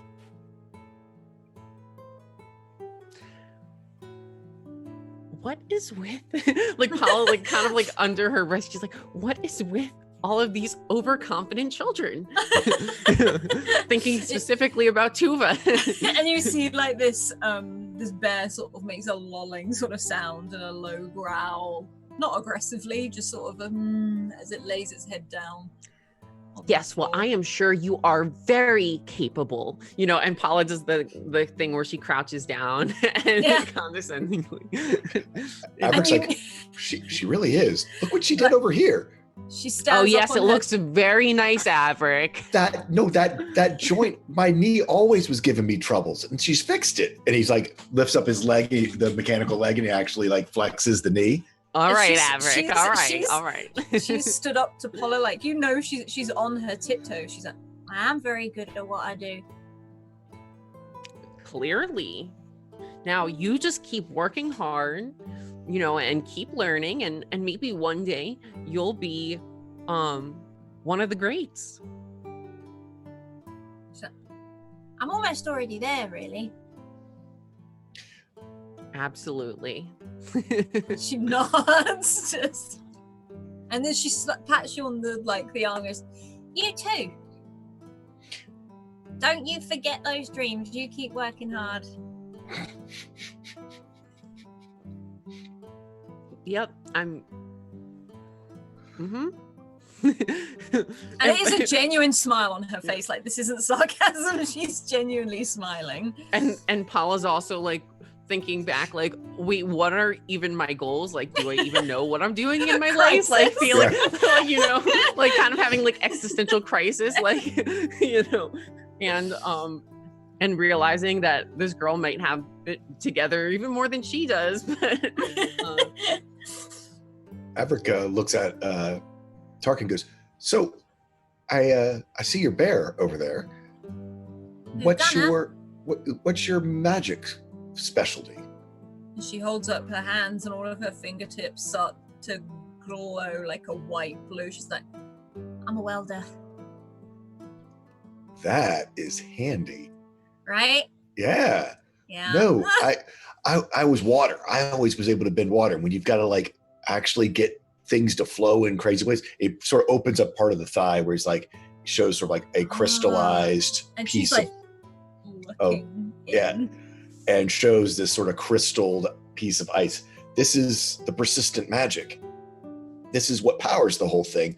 It's just that it looks like all these conductors short out. So I can show you how to better move magic so you can start doing persistent. It sort of points everything up on the ceiling. Put your fire into those. Well, like constant stuff, like Constant, persistent magic. That could be quite good, actually. I didn't ever think of that. Well, I did, but then at the same time, it wasn't something I could do at the time. You see, I'm more of the fixer, the tinkerer, the what's-call-it, the thinger. But no one else has got this, so. Well, that's sort of how I was, but Tolan taught me that you can. Take an idea, all those ideas that are going through your head, like all the time. The tough part, you got to pick out one. Then you got to really get it down in detail. You connect it to an idea with your magic. It stays connected. You don't have to always go there and recharge it or do things like that. See, I charge a lot of my stuff. But if I didn't have to do that, that would save so much hassle. Right? So, for helping me with my leg, maybe I can help you with that. Would you? Oh, yeah. Learn by doing, right? Yeah, learn by doing. And she sort of smiles. And she sort of, you see her fan her hand off a little bit. You just shake on it. Oh, as nice as that sounds, Averick, let's not jump headfirst into any agreements that we can't keep. We have. She fixed my leg, and he grabs her hand, and he grabs her hands and shakes it. Also, you feel how hard she holds it. Like, these are rough hands. These are hands for a 13-year-old should not be this rough. These have worked. So, is that blue flame you've got the same as the blue flame that keeps those things away? Yeah, that's right. Why? Because I'm thinking of an idea for our first persistent application of that. I can't move it. No. Watch.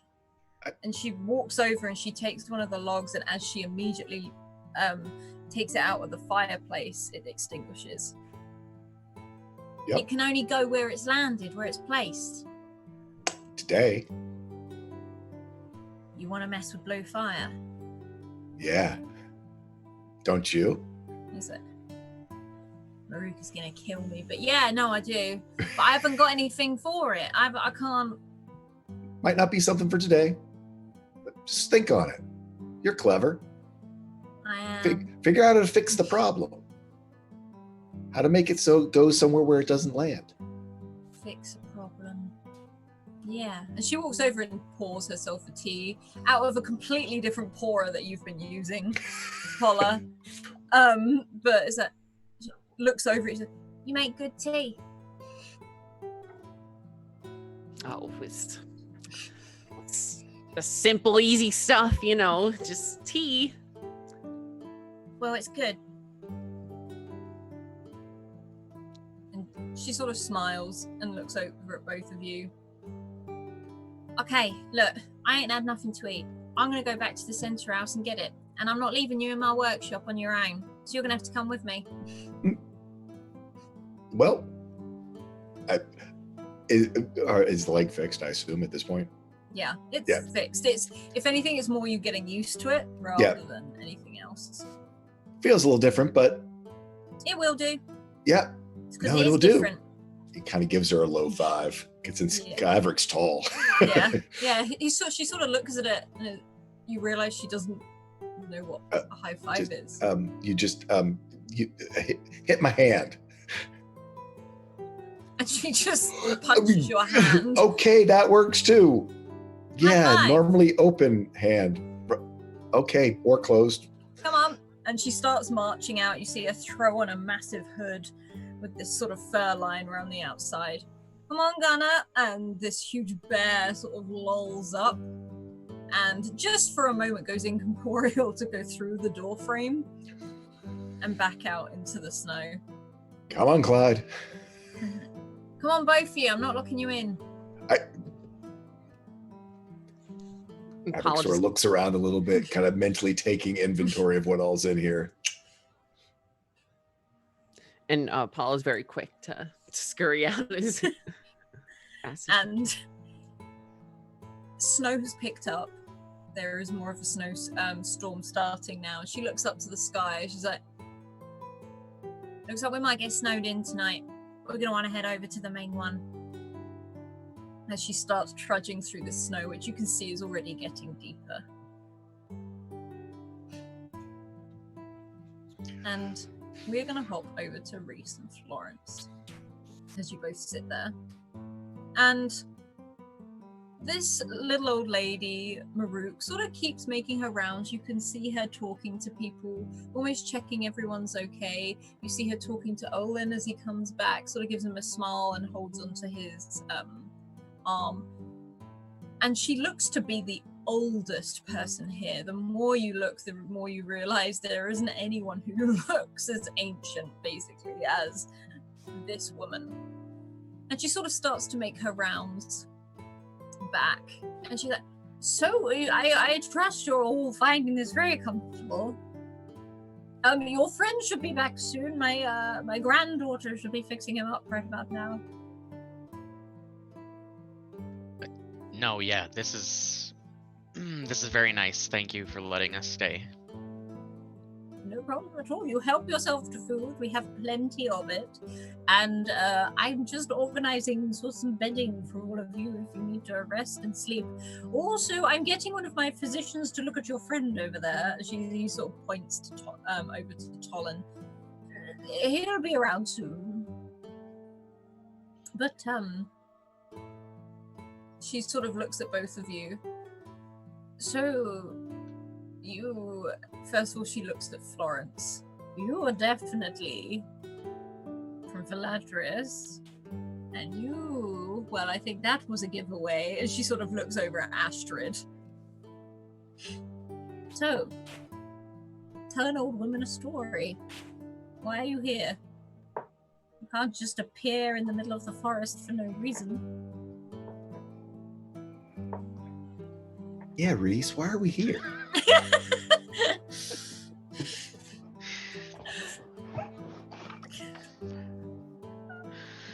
Do you not know?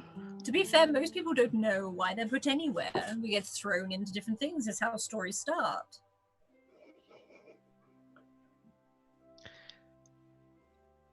Why we're here specifically, I don't know that. But I know we're supposed to do something. Back in Karnan, way down south. Oh,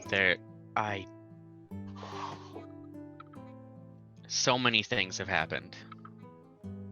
And pieces are starting to come together, and things are changing a lot. Things change all the time. And yes, a lot, but you don't always notice them. That's true, but when giant magic trees explode and giants rise out of the ocean, those are pretty noticeable. She pauses for a moment. She sits down cross-legged, almost making herself comfortable. Now, I can't say we've had any exploding trees or giants or whatever it is you seem to be talking about, but it could happen. It has happened. She slowly nods. Well, as you probably know, Reese Blackash, Northman, magic is a lot thicker up here anyway. Of course strange things are gonna happen. It's natural. The world is a magical being in its own. Also, would you like tea? I'm going to have tea. Of course, we'd love tea, thank you. It's black sand leaf. It'll help. It's very good for you. And she sort of like, you could see someone come over with this this pot that looks to be made of stone, and it looks very, very hot, but these cups are being poured. They're very, very small, very shallow, and she starts handing them out. And this liquid on the inside is just black, like a very dark tea. It's got a very earthy smell to it. So it will help you feel a bit better, like a pick-me-up.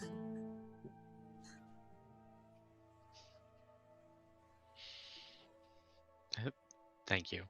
What I don't understand is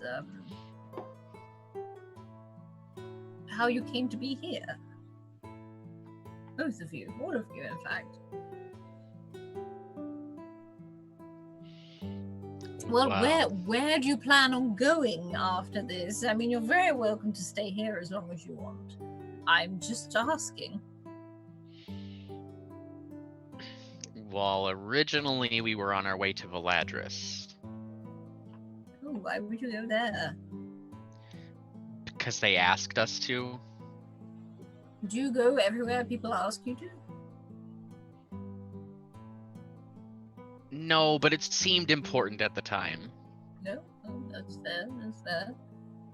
Well, as I said, you are up on the ice coast right now. It's a good old trek down to Valadris at the moment. You'd have to at least go through Ironwind, but you could even make a pit stop, Red Wolf Island. I think you probably know it well. Again, sort of looking over Astrid, who's just over by the fire.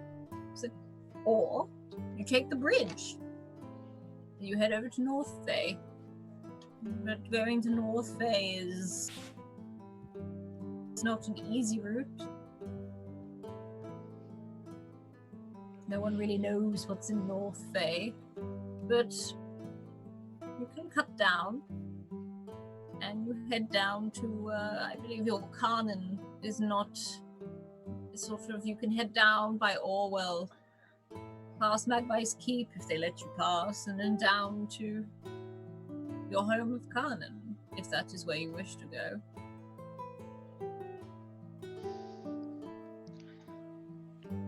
I'm not really sure where She all smiles. of my friends wish to go. Either way, maybe you should just focus on the tea and your supper right now. Do you have any questions of me, considering none of you seem to have been this far before?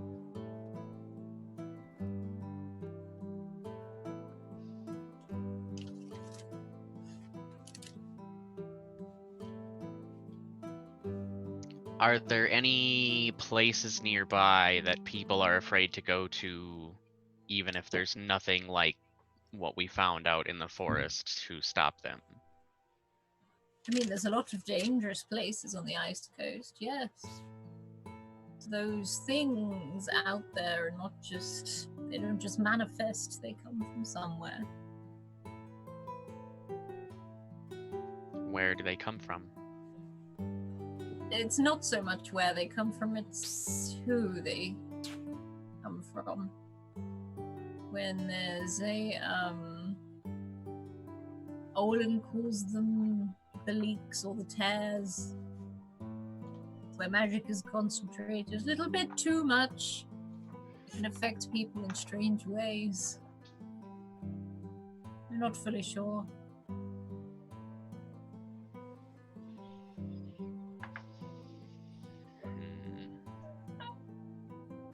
I think we just encountered or were a part of some kind of interaction with one of those leaks with a tear. Have you, it sounds crazy to say, but have you ever seen a giant around these parts? An actual giant. I mean, there's stories, yes.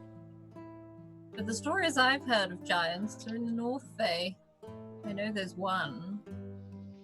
It's the sleeping giant. But I'm pretty sure it's also a The one mountain we range. saw.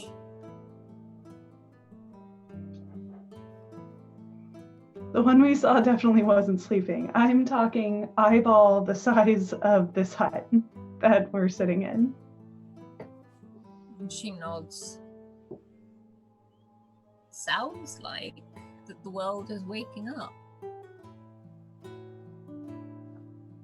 Don't you think?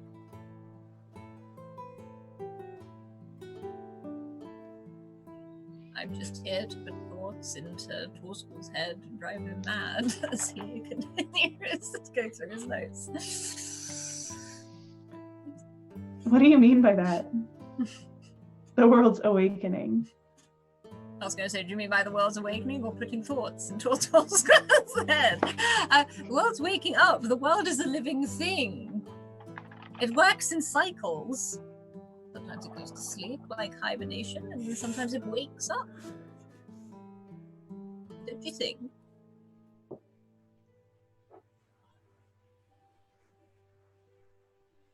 We can't be the limit of this world. We are but tiny little people on it. And the animals and the Anakwe. It's got to mean something. It's got to come from somewhere.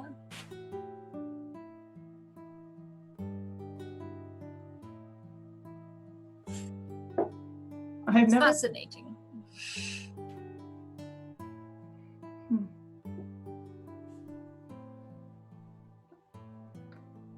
I just hope the next time we run into something that's awakening, it's a little less deadly.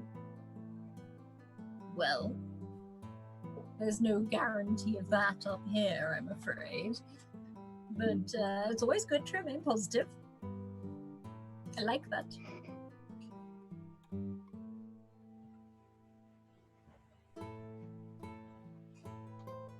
And she sort of pours some more tea into both of your cups, and it is very warming.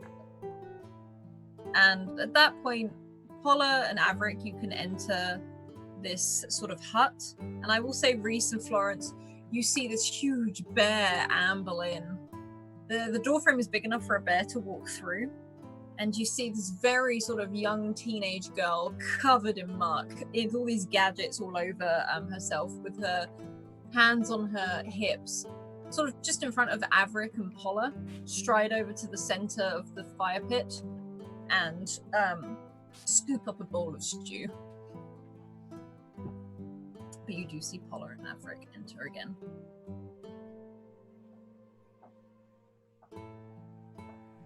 We're back.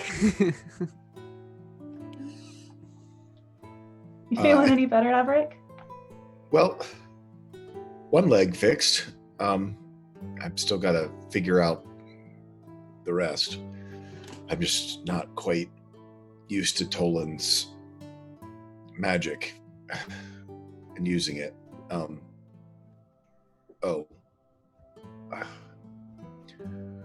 I was telling Paula,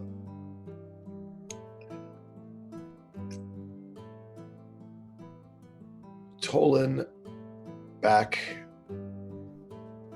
with the accident. Florence, were you in Karnan when the blight happened? No, I didn't show up until a couple years later, but I heard plenty at the post office. Anyway, Toland and I, we were responsible for that. But I didn't understand the whole truth of what happened. So I've kind of inherited Toland's magic. Afterwards, when I lost my leg, I'd always been weaker than I had been before. I didn't quite understand why. He kind of looks over to Toland. Now I do. We're kind of sharing his Anakwe.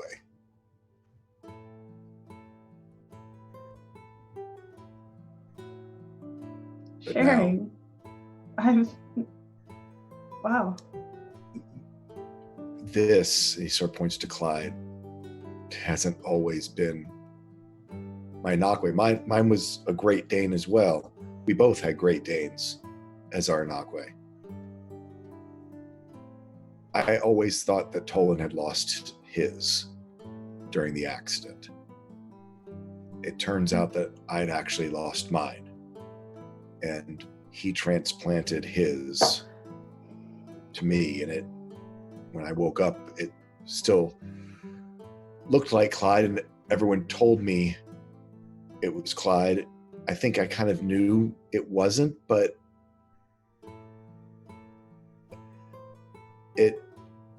that's impossible, right? I mean, you can't, that's not how it works. Anakwe is part of you. But the artifact that we found, that we were trying to do something good with, I guess it just didn't do what we expected. And I think that's what Toland was afraid the church had gotten a hold of to do what they were doing. But whereas before I was more of a hydromancer, now I'm a shaper. Transmorphology, and he sort of lets his fingers extend out a little bit. My problem is I don't know how to put things back the way they were. That's why I've still got webs between my fingers from swimming, I guess, and my other foot looks like it's a wax statue. He sort of flexes his flesh foot.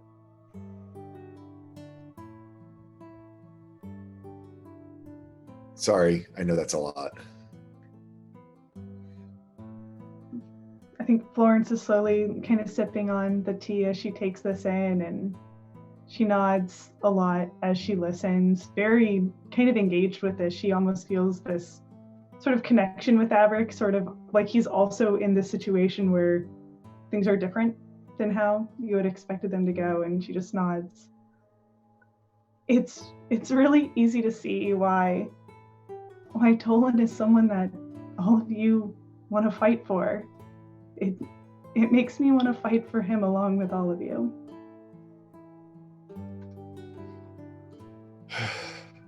Yeah.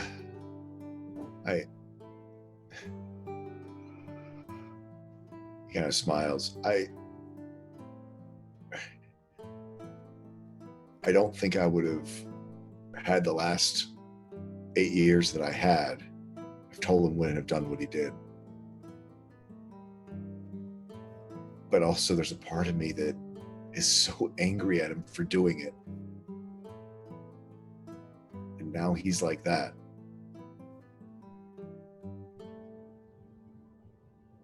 Hopefully not for too much longer. Reese gets up and shoves the cup of tea into Maverick's hands. Well, if you're still mad once we figure out what to do and bring him back, you can yell at him then. I plan on it. He slipped into that before I could really just... I think his eyes probably start welling up. Just, you brilliant, stupid, wonderful.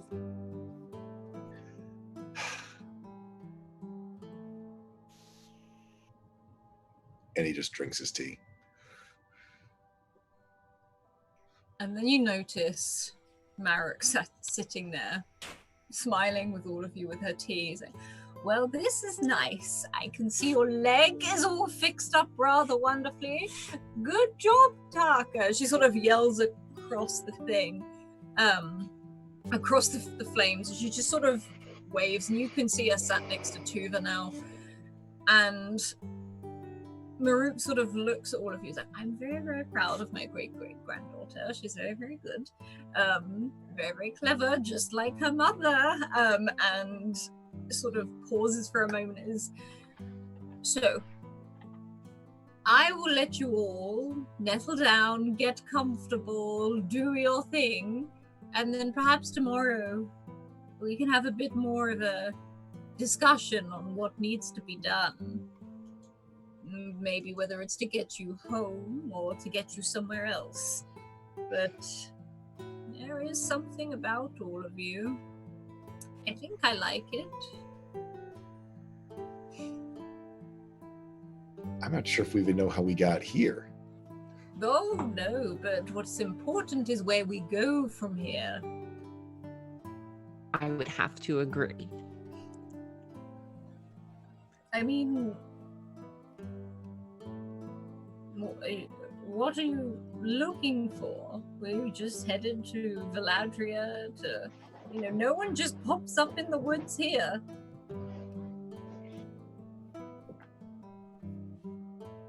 Valadris to consult about the recent happenings in Karnan. There's been some disturbances both in the church and in the sky. And we were looking for answers, and I think they are too. She looks. The sky is very wonderful here. Very calm. I don't know what is troubling your skies. Maybe I should start looking into it now I have heard of it. And she sort of smiles and goes to stand. Your skies are different from our skies. Do your people know much about the stars? And she smiles. We know so much about the stars. It's all we have half the time.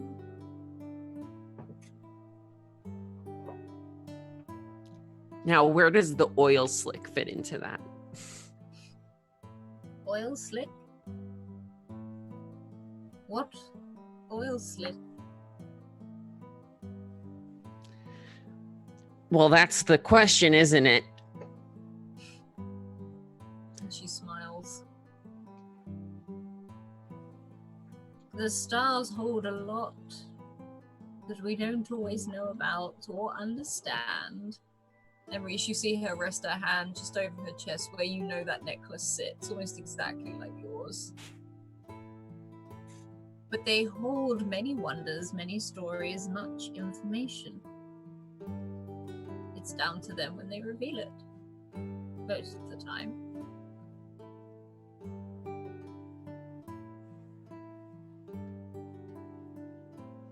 It's an interesting belief system. These nature spirits or some sort of deity that you believe is making these revelations. Do you mean the stars, or what do you mean? Yeah, the stars. You keep referring to nature as a conscious being. Well, yes. Don't you? What makes the flowers grow? What makes everything move? What makes everything survive and live? Life.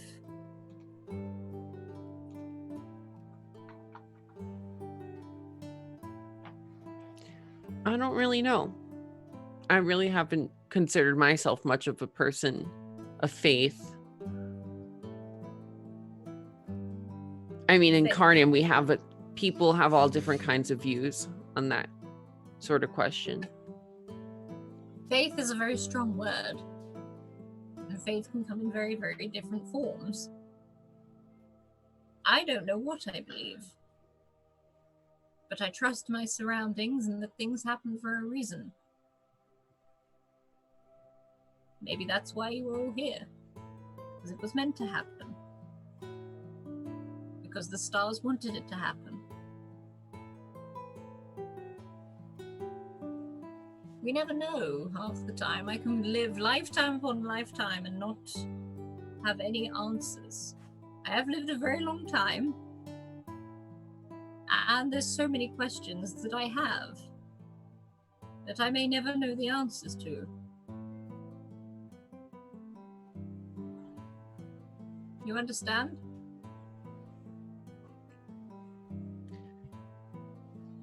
Not exactly. But it's okay, me neither.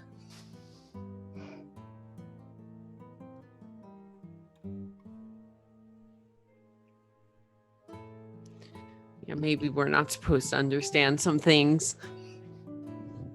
And she sort of taps her temple and looks at you. Maybe. I have many questions. I have lived 107 years.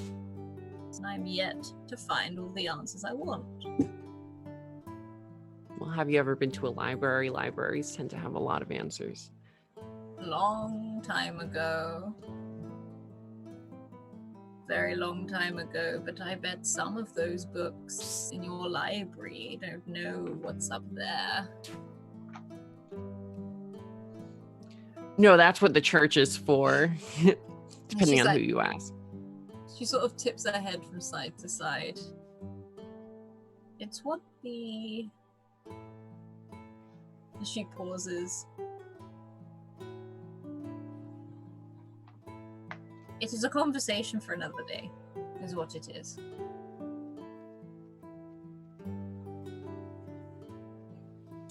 Yeah, I mean, I don't know how many more days we plan to stay here, considering we still have people that are missing at sea potentially, and there's a number of people that are expecting us in Valadris, and we have families back in Karnan, and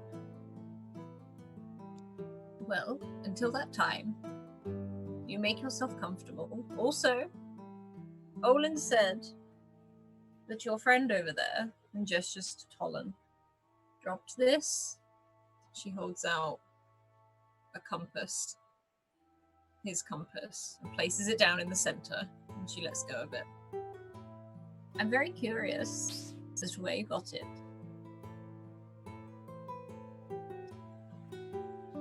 Paula takes out her compass.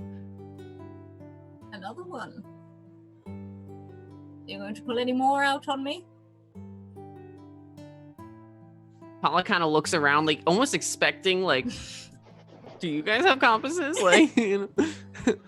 And she pulls back her furs and takes out a compass and places it down. It's been a while since I've seen more than one.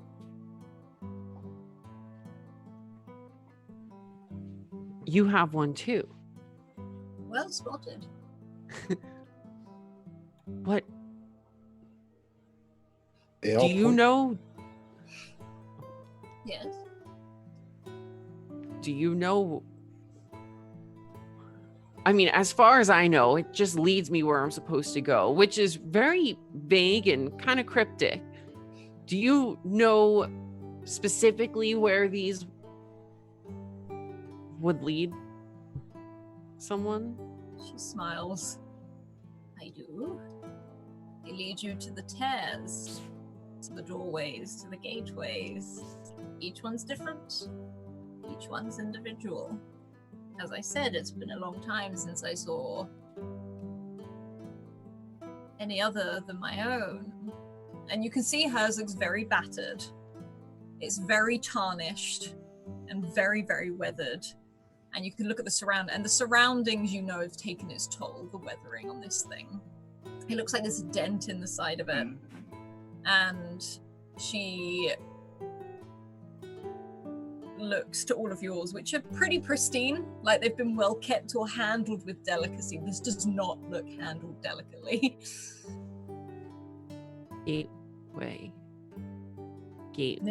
Paula pulls out her notepad and she starts flipping through the pages back from a couple weeks ago.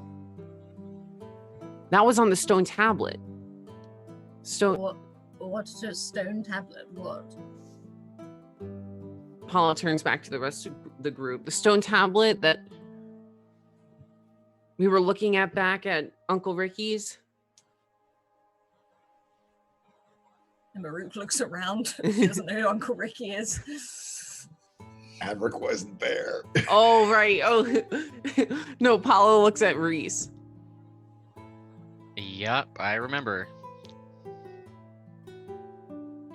Gateway. Well, do you This remember? is all very odd. Too many coincidences. Doesn't seem right. Well, and she takes her compass back in her hands and puts it back beneath those many layers of shawls and furs and leathers. I'm old. I'm gonna go get some sleep, and I suggest you do too.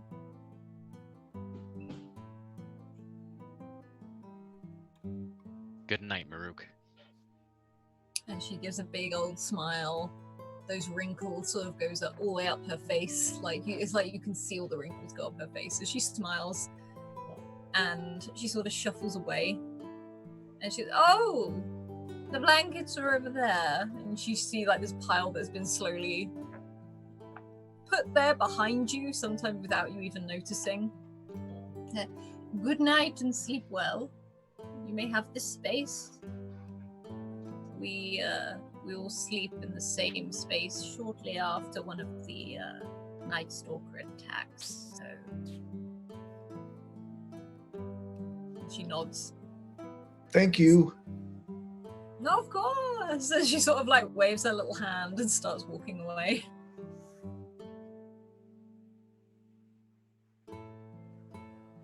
I think Adric sort of waves, but then sort of notices his hand again and kind of tucks it away.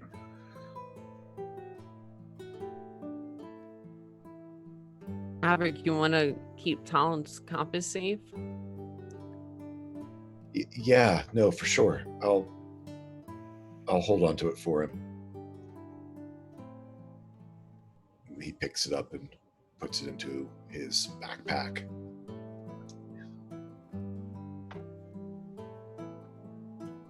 I don't know a lot about, or really anything about these doors or gateways, but I've been hearing a lot about veils and tears, places where magic or planes or whatever they are interacting with one another or a little bit thinner than they usually are. It sounds like all of this is connected. Well, she said the planet's waking up. I found my note, but it's a note that was just Tolan.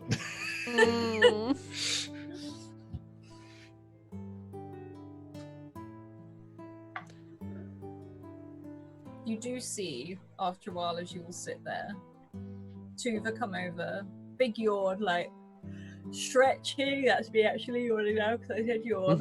Sort of stretching her arms up and like in all of what looks like a new jacket, a new much heavier jacket, too big for her, but she's sort of trudging along in it. Is that Okay, I'm ready for bed now. I'll go to sleep. and she sort of sits where she is and looks over at all of you. Met a real interesting person today. That one. And she points over at Taka, who just waves. Yeah, I met her too. She's really cool, isn't she? She fixed my leg. Well, we fixed it together.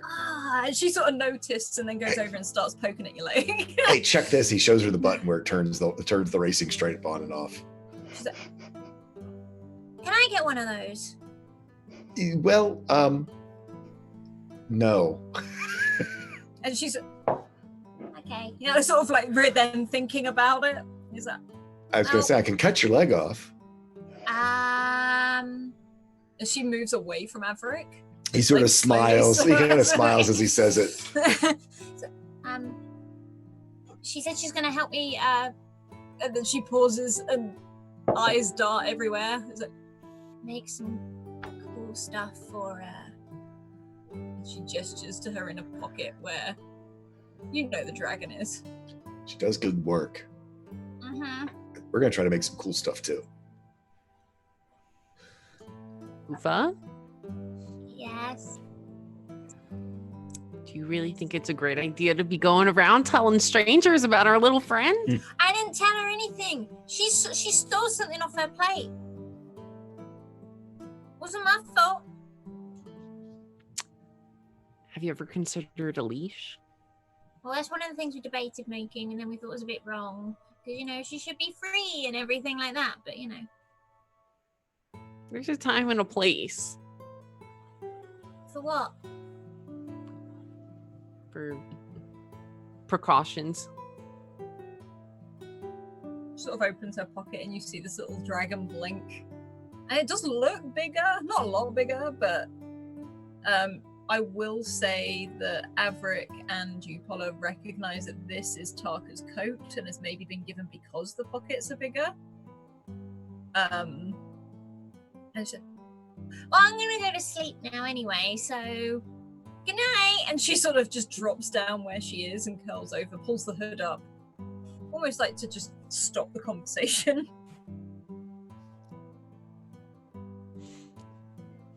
Good night.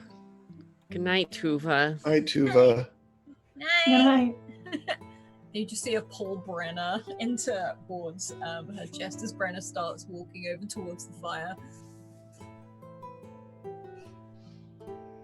Paul will turn back to the rest of the group.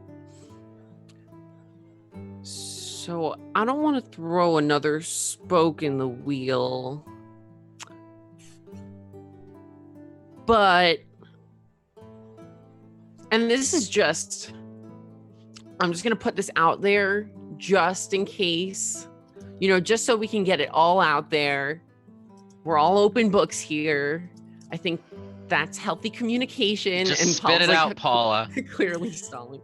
So my father, who may or may not be alive out there somewhere, and he also happens to be a very knowledgeable person who is Edric Amal. Averick goes, what? Reese is just like, who? Florence also goes, what? But for different reasons. Your dad? Yeah, I mean, he's not like my old pop, or anything like that. He's just like my father. I never really had a relationship with him or knew him as far as I can remember. But he knows, he was very knowledgeable. That much I know. I've been around enough people who idolize him to know that he made an impact on this world. And he could be out there somewhere and potentially an asset.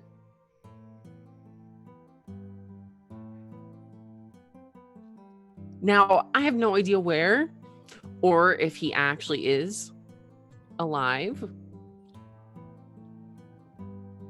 But, I just really am starting to feel like we all just need to be on the same page here. And I just don't want to have any hidden agendas or... Well, but if anyone can help Tolan, it's your dad. I mean, it's Edric Amal. I mean, he was a shaper too. He could teach me how to not be a broken, and do this stuff. Because, and on that topic, I might have something else that could help you with that. And Paula will go and pull out her bag, the book from her bag, and just kind of like slap it on the table, like kind of overwhelmed. Like Paula's having hot sweats right now. So do with that what you will. What is it? It's not like your diary. I mean, I don't want to like pry. No.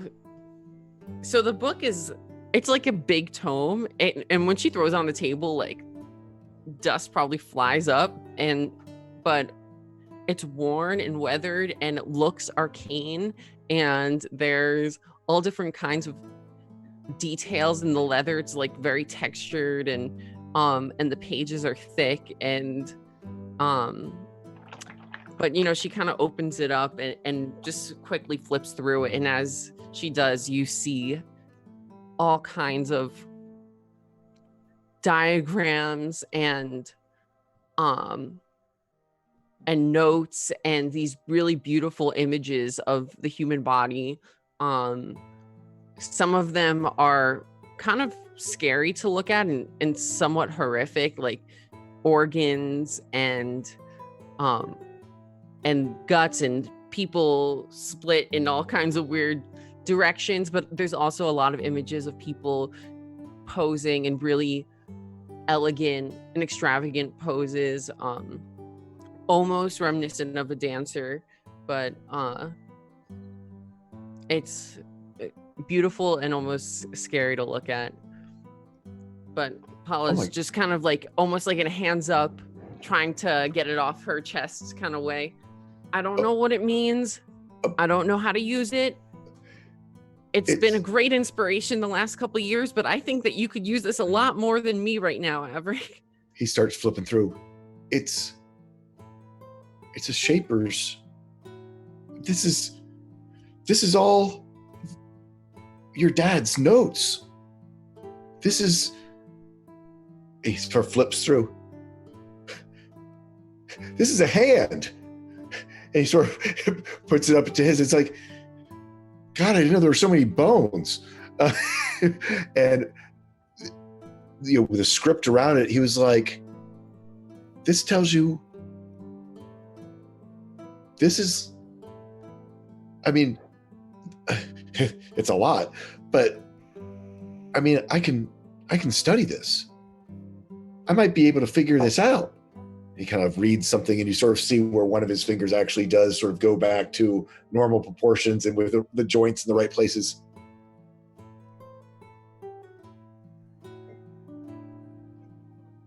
I think he probably jumps across and hugs Paula. Thank you. Oh, I was losing myself. I didn't know whether I'd ever. I mean, I didn't want to look in the mirror. Is my face even the same? well, maybe the left eyebrow is a little off, but for the most part, it looks What? about right. Oh man!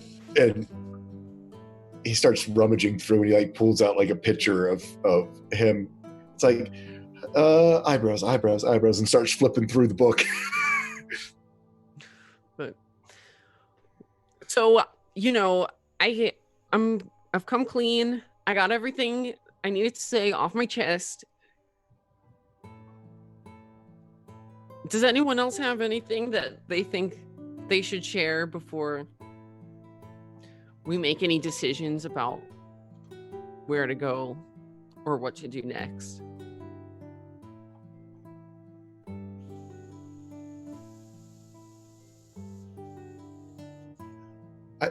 I was kind of along for the ride.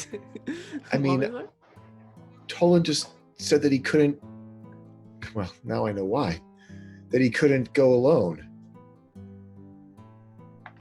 That's why I think he always used to come in.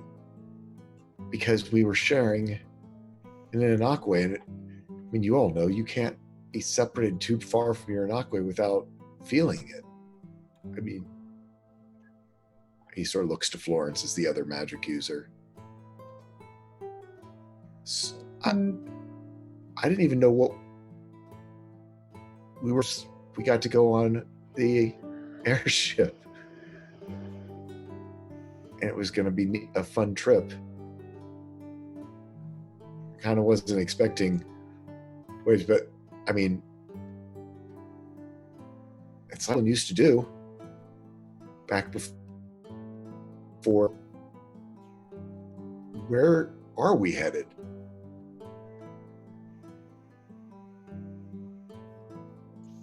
I mean, are we following the compasses? I think he finally does open up this one. Will it even open for him? I don't even know. Alice. You're muted. It does. It opens for him. It just opens as normal. And is it pointing a direction, or he just mean? It seems to be pointing sort of, I don't know, very sort of right northwest. Mine's pointing this way, or Tolan's is. Do you know if that was the way it was always pointing?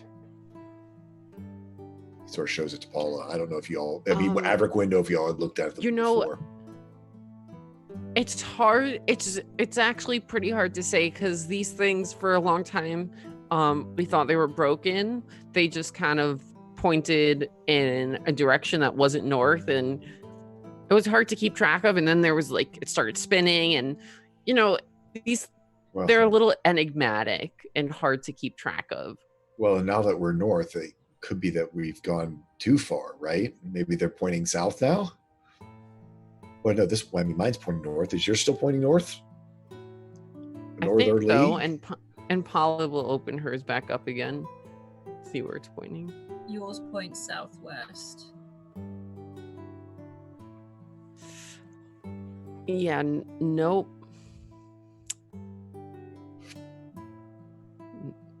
Not pointing north. And these go to the tears that you were talking about, Florence? Or doors, Reese? That's what it seems like. Sounds like maybe they're one and the same, and maybe these tears are a bit, even more complicated than we could dream they are. Well, admittedly.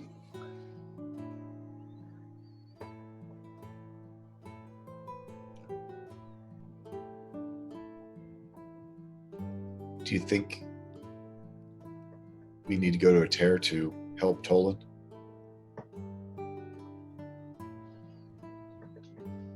I have no clue.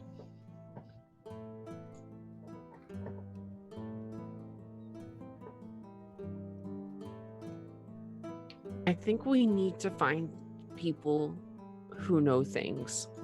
People smarter than us. Not to say that and we're not smart. I mean, I think all of us have a lot of different skills, but I think we need to find someone with knowledge. And I don't know whether that means the Valadrians and their giant libraries, or Edric and his ingenuity. I don't know, but I don't think this is going to be something we can handle on our own. Maruk seemed to know something. Maybe that's something we can talk about tomorrow.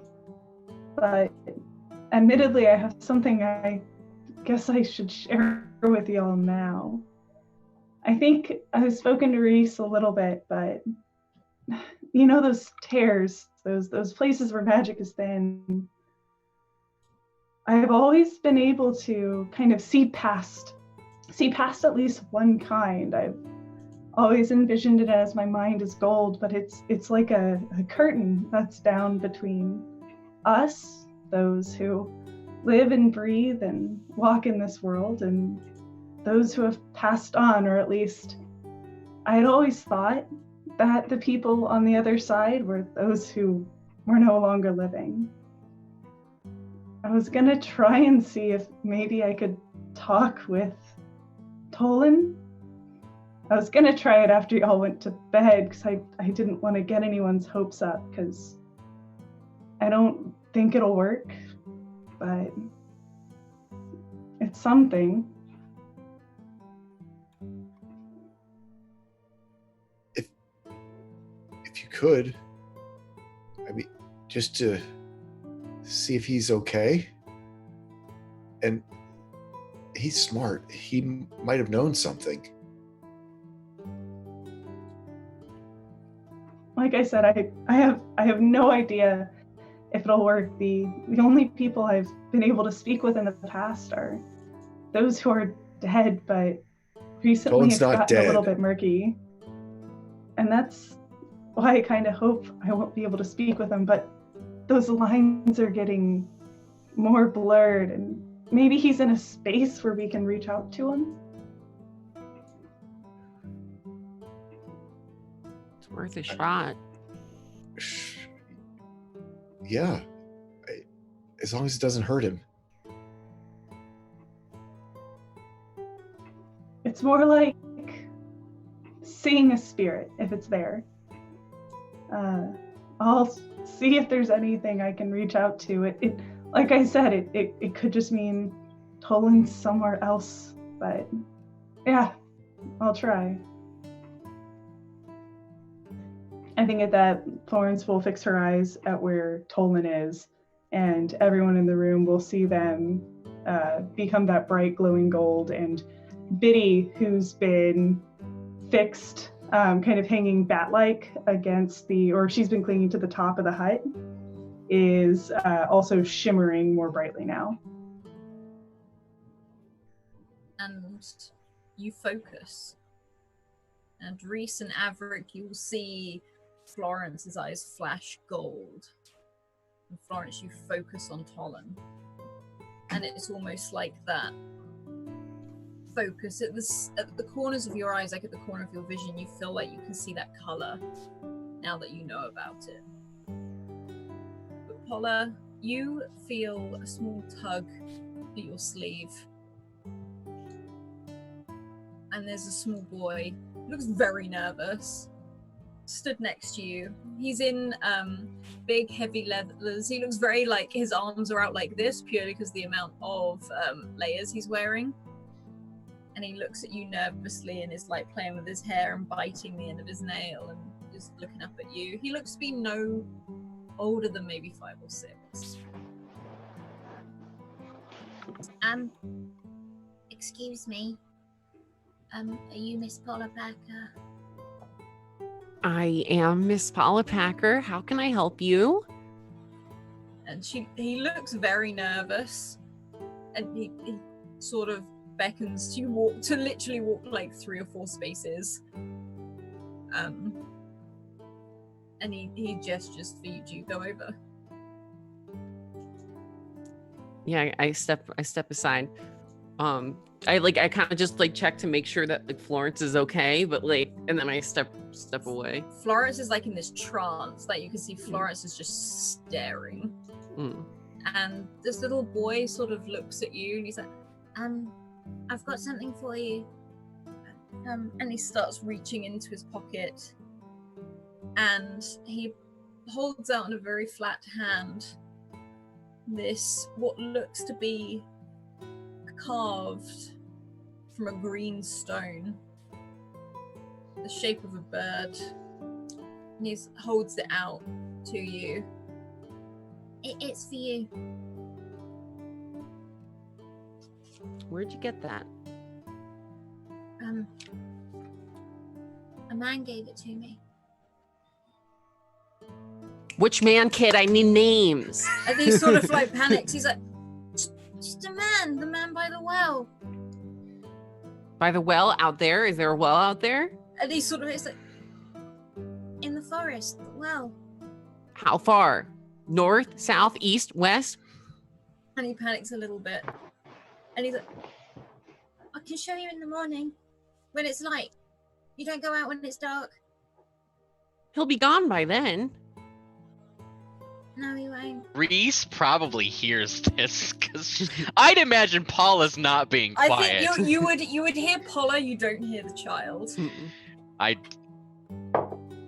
So even if I don't hear this child, I hear Paula, and I probably get enough of like the kid getting nervous reaction. Oh, it looks like Paula is yelling at a 6-year-old child. Typical Paula. So I think Reese makes it over there right at the he'll be gone by morning, and Reese is just like, okay, Paula, we don't go out at night. You were just out there. We don't go out at night. This is Edric's. And this boy Someone's is like playing looking at tricks. both Someone's of you. playing games. I can play games too. I can play games. And Paula's cracking her knuckles.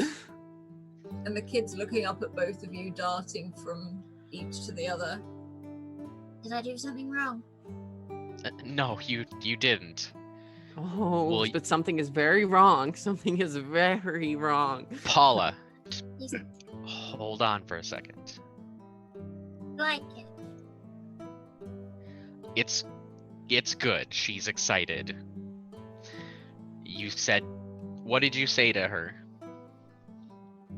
I said that this was for her, and a man told me to give it to her. I always do as I'm told. What man? The man by the well. Okay. Then the well's out in the forest, I take it. And he nods slowly. Did the man look like me, but like old? I don't know what you look like, old. Just like imagine like the. And he's like, this kid is looking up, like he's trying. Like, he's like, Paula's like pulling her face down. Like it's like probably I- scary for a small child, you know? Like Paula's manic. You yeah, know? like Reese, you just feel this hand go up to like where your sleeve is. It's like, I don't know. It was dark. All right. I can show you tomorrow. All right, you promise? I promise. he sort of holds his hand up. I promise. All right. I'll Say take your word thank you, for it. Paula. You're off the hook for now. Say thank you, Paula. Okay. And then he Thank starts- you. And he sort of smiles, and you can see this messed up dark hair. He smiles, It's all right. walks off to what looks to be maybe a mother who's looking at you over there. She takes his hand. These freaking kids. How did I work in the school for all these years? Paula's like totally questioning her line of work. You are totally the mean librarian. You are the librarian that everyone is scared of. And you watch this little boy get led out of this hut, and he waves at both of you. And I'll see you tomorrow. And as that, as you hold that stone, that carving in your hand, you feel it start to warm up slightly, almost like that pendant did in the alleyway in Karnan when you were being chased by those shadows. And I think that's where we'll leave it this week, looking at the time. So awesome. Yes. So, otherwise, thank you, chat, for all the wonderful subs and everything and affecting the story today. It was amazing, so thank you. Please check out the links coming up in chat now. That includes the Discord. We have a channel just for this. We'd love to hear what you think of the characters, these wonderful players, some of the NPCs, or just the theories you have of what is going on. If you want to get into a game, go drop Scrat a DM on Twitter, and if you've missed out on anything, you can head over to YouTube and catch the playlists of this game, all seasons, on there. Also, a huge thank you to our wonderful sponsors in the form of Mayhem Press. You can now get their Dark Matter in hardback in stores. If you like D&D and you like space, you smush it together, and that's what you get. It's a wonderful thing. Also, the deck of many things, that moving magic spell cards, which you can donate to affect the game over here, and also Humblewood, which is one of our viewer games that you can get in on a Thursday. Last but certainly not least, we have Hero Forge. We'll be doing some more things with them very soon. I'm very excited. They smashed through their goal, and I believe I saw a thing today, they're about to release a new race on Hero Forge as well, which looks super exciting, so please go check that out as well. Otherwise, keep evoking emotions, and we'll see you all next week. Bye.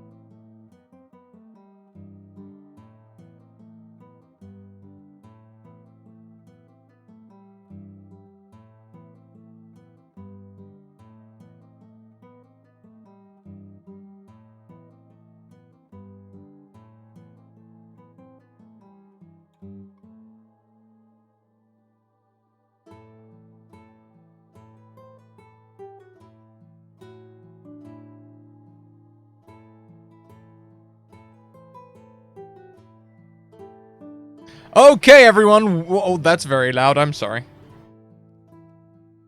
There we go. Okay, everyone. Unfortunately, our next stream will not be going ahead. Open Bard Night. We've had a couple of people drop out in the week. We've had some last minute replacements and then some last minute health issues as well. So unfortunately, that won't be going ahead today. Now, at this point, honestly, with the way things are globally, you know, we kind of expect it. So no worries. The show must go on. We will be here for all of y'all whilst we're whilst you know we're promoting social distancing and all that sort of thing. I'm gonna carry on in half an hour. Well, maybe less than half an hour. We'll see how it goes. We're gonna set up an Overwatch stream. I'm desperately trying to get out of bronze, so we'll crack on with some Overwatch. But until then, y'all, I'm gonna go grab some food. I'm gonna wash my hands.